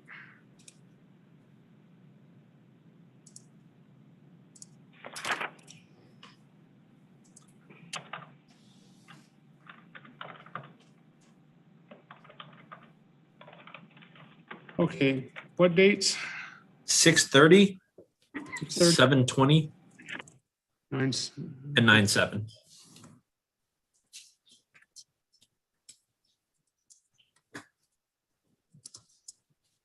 Hey, do you have the remaining? Okay. And everybody else on that day has the standard dates. Yes, Hinojosa is standard. Howard, I did not get. Howard and Alvarado both are 6/21, 7/14, and 8/9. All right, give me a moment.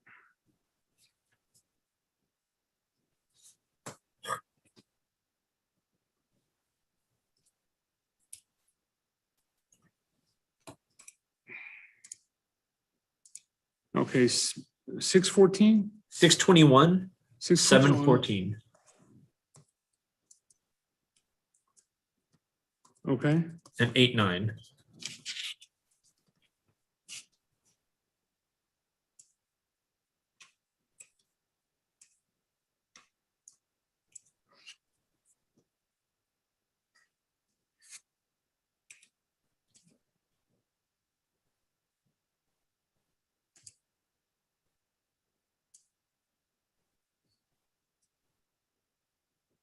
All right, and what date did Keonis get? 6/20, 7/30, 9/7? 6/30, 7/20. Okay. Sorry.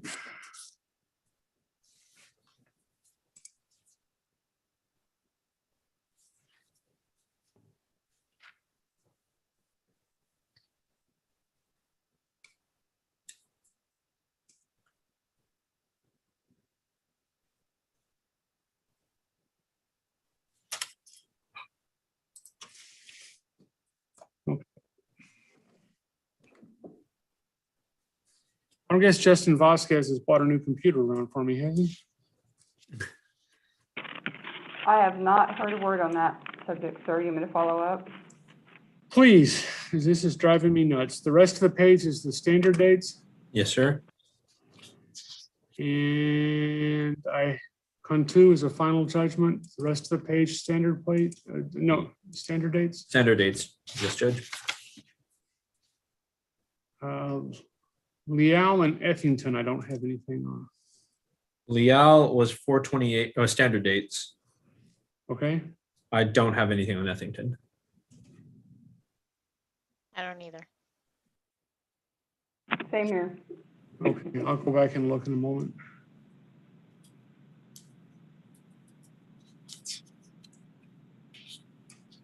Judge, I just sent that judgment to Ms. Tristan to review. She'll be sending it to you when she's done. I heard that you needed to talk to me before I took off. Yes, give me a minute. So Effington, we have no dates. No problem. Felix Rosales, I have no dates, Your Honor. standard dates for Rodriguez, Leal.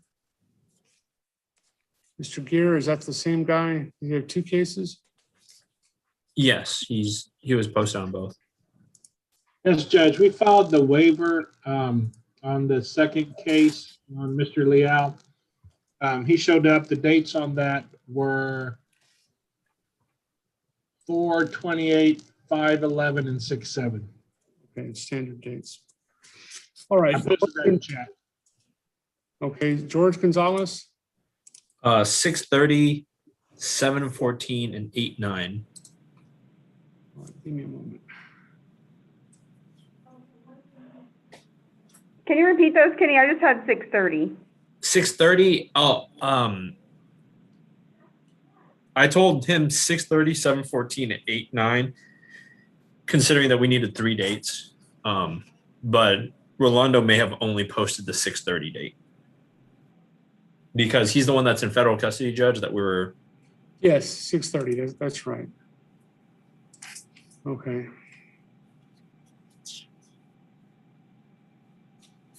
On the first one on that page, I'm sorry to backtrack, but Felix Rosales, was that standard dates you said? No, we have nothing. Okay, I have nothing either. Just a Okay. minute.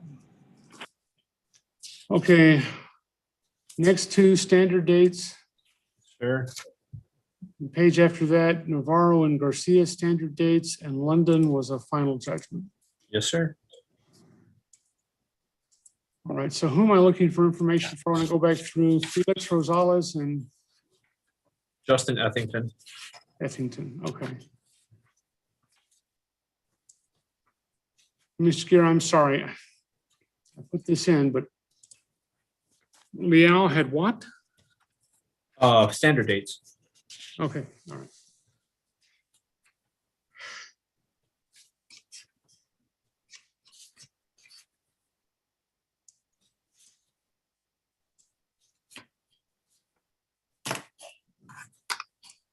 I feel like Mr. Andrews posted something. I didn't see anything for either one of those guys. I know that James had talked to me about the Felix case, You thought about it. but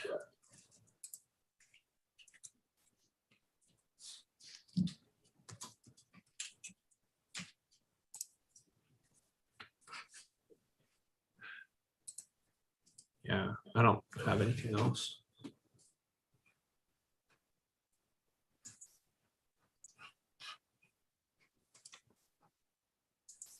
Nope, the only person he gave me dates on was Ronnie Saldana.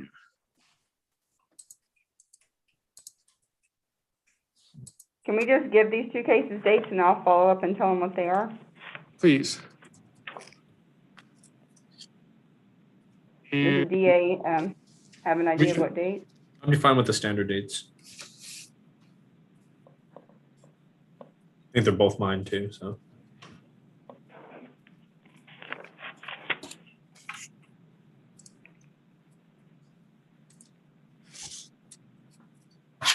okay, And I think there was one left, Judge. Maybe I'm wrong.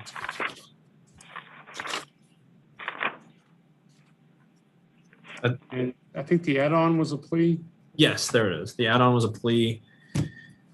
And Guzman is the only nice guy? What'd you say? On page 3 at the bottom with Angel Hinojosa, he was standard dates and he showed up, right? Yes, sir. Yes. Okay, then. So, yeah.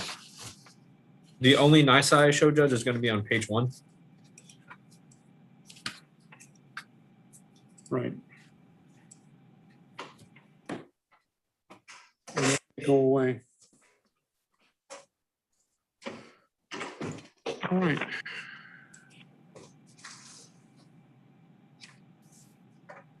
So I'll just wait here on the judgment.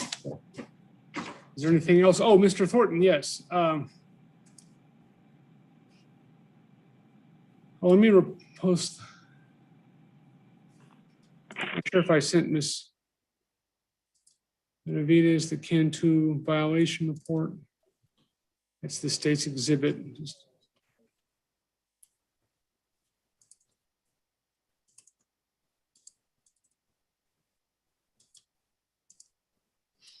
I'll send that right now.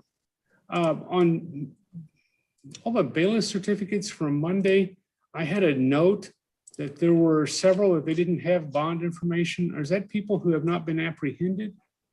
It's a combination, Judge. She sent those and I responded to her last night. And there's 3 that she let me know. One was Lorenzo Berme, and that was my mistake for not requesting a bond. He had actually not previously requested. So just a capias needs to be issued on that instead of an ISI. Okay. The second one is Norma Linda Garces. Now, that was one of Kenny's cases, but I reviewed it and think I figured out what's going on. She was booked into and bonded out of our jail for $10,000 according to their records, but we don't have a copy of the bond.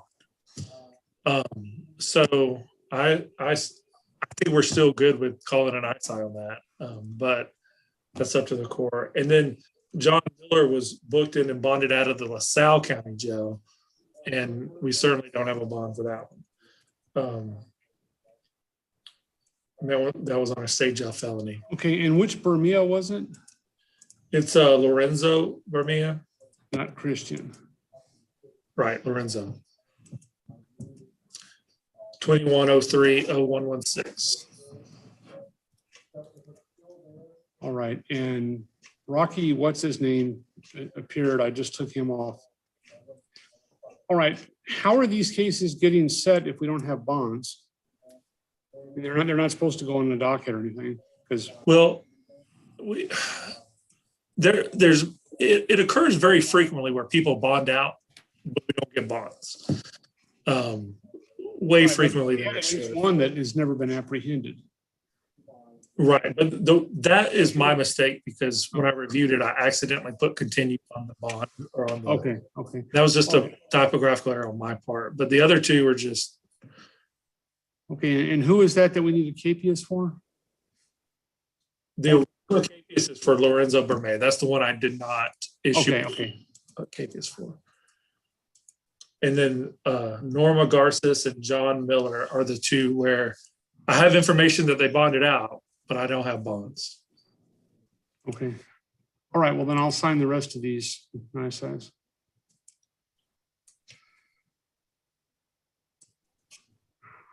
And get those to the clerk.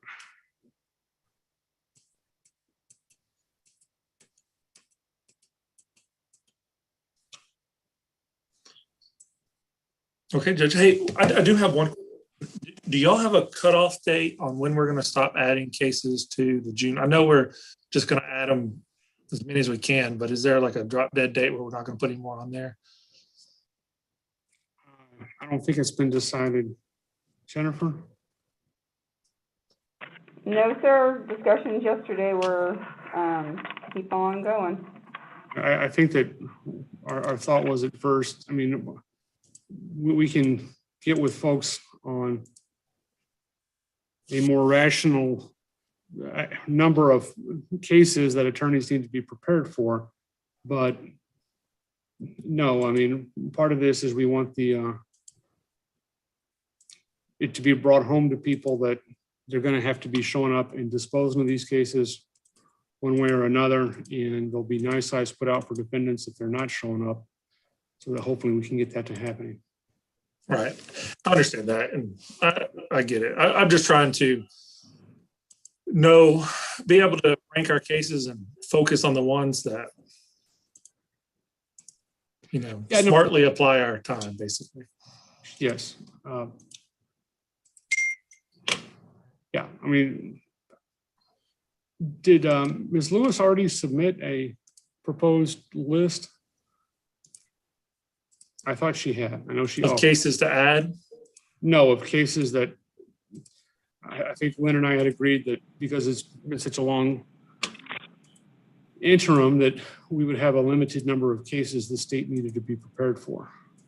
I prepared a list and I submitted them the day Judge Ellison brought it to our attention. Okay. There's a list of, I believe, 6 cases. And is that his week, the first week there in June? It's yours. It's mine. Okay. And that's the second half of a 2-week one, or supposed to be? I think it's the beginning of 2 weeks, is it not? The beginning of a 2-week one. Yeah, I think June 7th is the start of a 2-weeker. Yep. Oh, okay. Well, then the first one is in Wilson County, and I think it's the second half of a 2-week one, but it's only 4 days because That's it's what it is, sir. Memorial Day. Yeah. That looks about right. Okay. Yeah. So my ultimate thoughts was that the first week would be great to try one off that list, and the second week I thought would be an excellent opportunity to knock that competency one off the list. Okay. It just depends on where we are with that. We can discuss that, but that was kind of my thoughts of what worked And great. that's Judge Ellison's week, though? Or? They're both your week. They're both mine. yours. Okay, I'm sorry. I'm doing 2 things at once here. Okay, yeah, let's talk about that with, we talked about it a little bit. Was it Monday? But yes, that sounds appropriate. Okay. We'll have to see who's in custody the longest and really wants a trial. Right. And when we developed our list, we went off of the custody list. So. Okay. Well, thank you, Judge. Thank you, Judge. Do you need anything else from us? That's it. I'm just, and oh yeah, Ms. Cavazos, I'll say you're free to take off. That's it. I'll just wait for the judgment. Thank you, Judge. And Have a good day. Brad, I'll see you tomorrow. is there anything I need to be aware of on the second one you talked about for the second week? Well, so yeah, there's it's that competency on Juan Nieto Chapa. And we had a competency evaluation done a year ago, and he's wanting a competency trial. So we all kind of agreed it makes sense to do a more recent one. And so I think there needs to be an order for a new evaluation on that one. And I don't know if y'all prepare the defense always handles that. I don't know. So I don't know if y'all prepare those in order. Defense counsel needs to do that. Or if defense does it or what, but. Defense counsel needs to do that. We can get them forms for people who've done it before, but they need to do that. Yeah, I've never been involved, so I don't know, but whatever needs to happen to have that done, I'll twist his ear about it, and we'll get whatever you need to you. But that was the goal, is to get him reevaluated by Dr. Wood prior to that trial. Okay. Is that something that you think can be done in that time based on how quickly he does that, Ms. Fox? Or do you think that's too close, kind of too close? Where is he at? Is he in jail where Dr. Wood has access to him? He is. He's in our jail, yes. Okay. Likely so. We just need to get the motion in order because he won't move on it without that. Without that, right. Order, I should say. Okay, in fact, I'll call him right now so it doesn't drop. And we'll get, I'll do what I can do to get that. Understood. All right, y'all have a good one. All right, thank you.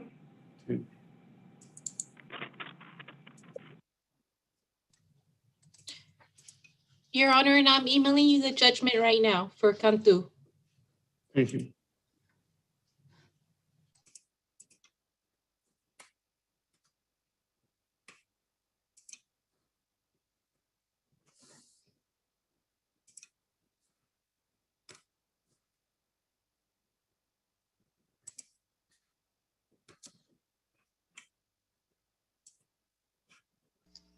I think you're still needing London's as well, Judge.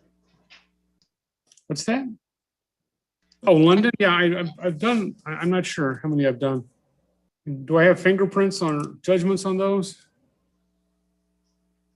Probation was bringing that over, so as soon as I get it, I'll go ahead and send you that one as well.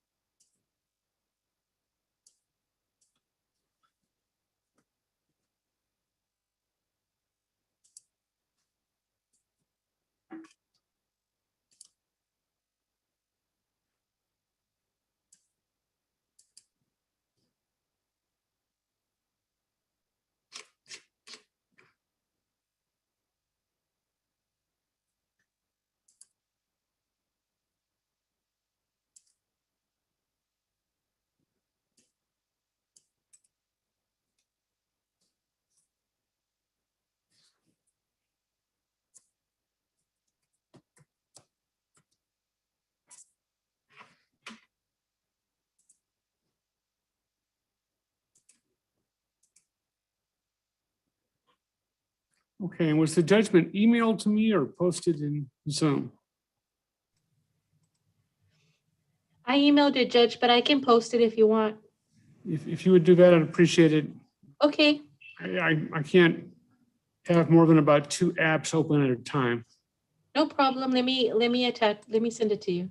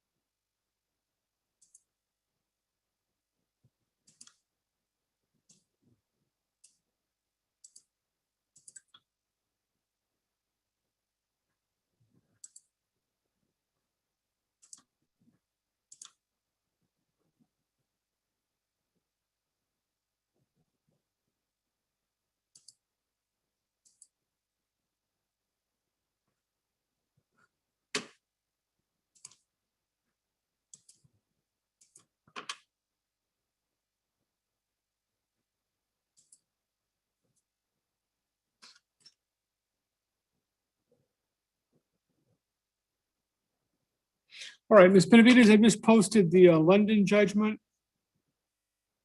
and the bailiff certificates from Monday to you. Okay, thank you, Judge.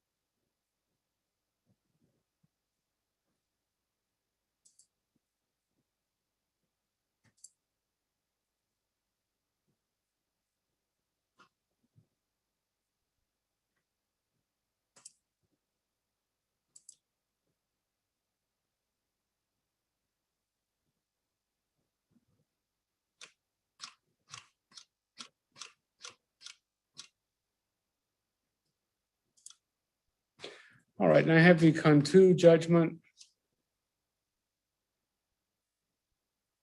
Would it be best for me to just go ahead and sign this and post that to district clerk and they can match up this thumbprint page later? Let me try one more time, Judge. Just give me one more chance. So I Okay. can see if I can send it to you. Okay, well, I got the one, it will never send across a Word copy. It has to be a PDF, I believe. Okay, yes. So you got the Word one. Yes. Okay, I'm trying to send it a PDF one so that it can match. Okay.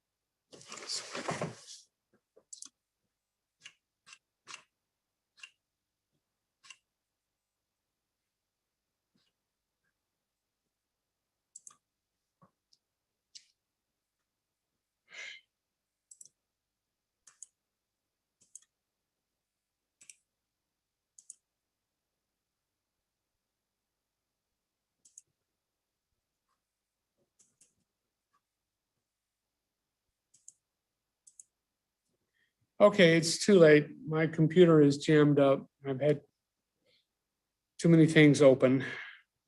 So I'm gonna go ahead and leave the meeting. When you get whatever it is you're waiting on, you'll send that to me and by email. I'm gonna reboot my computer and hopefully that'll be working. Okay, Judge. Ms. Benavides, I posted some documents to you. I'm not ending the meeting because I'm not the host, but I'm just leaving.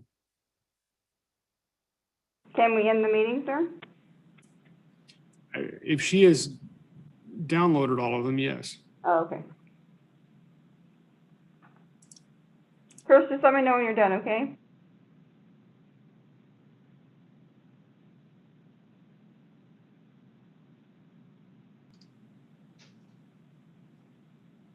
I'm good, Jennifer.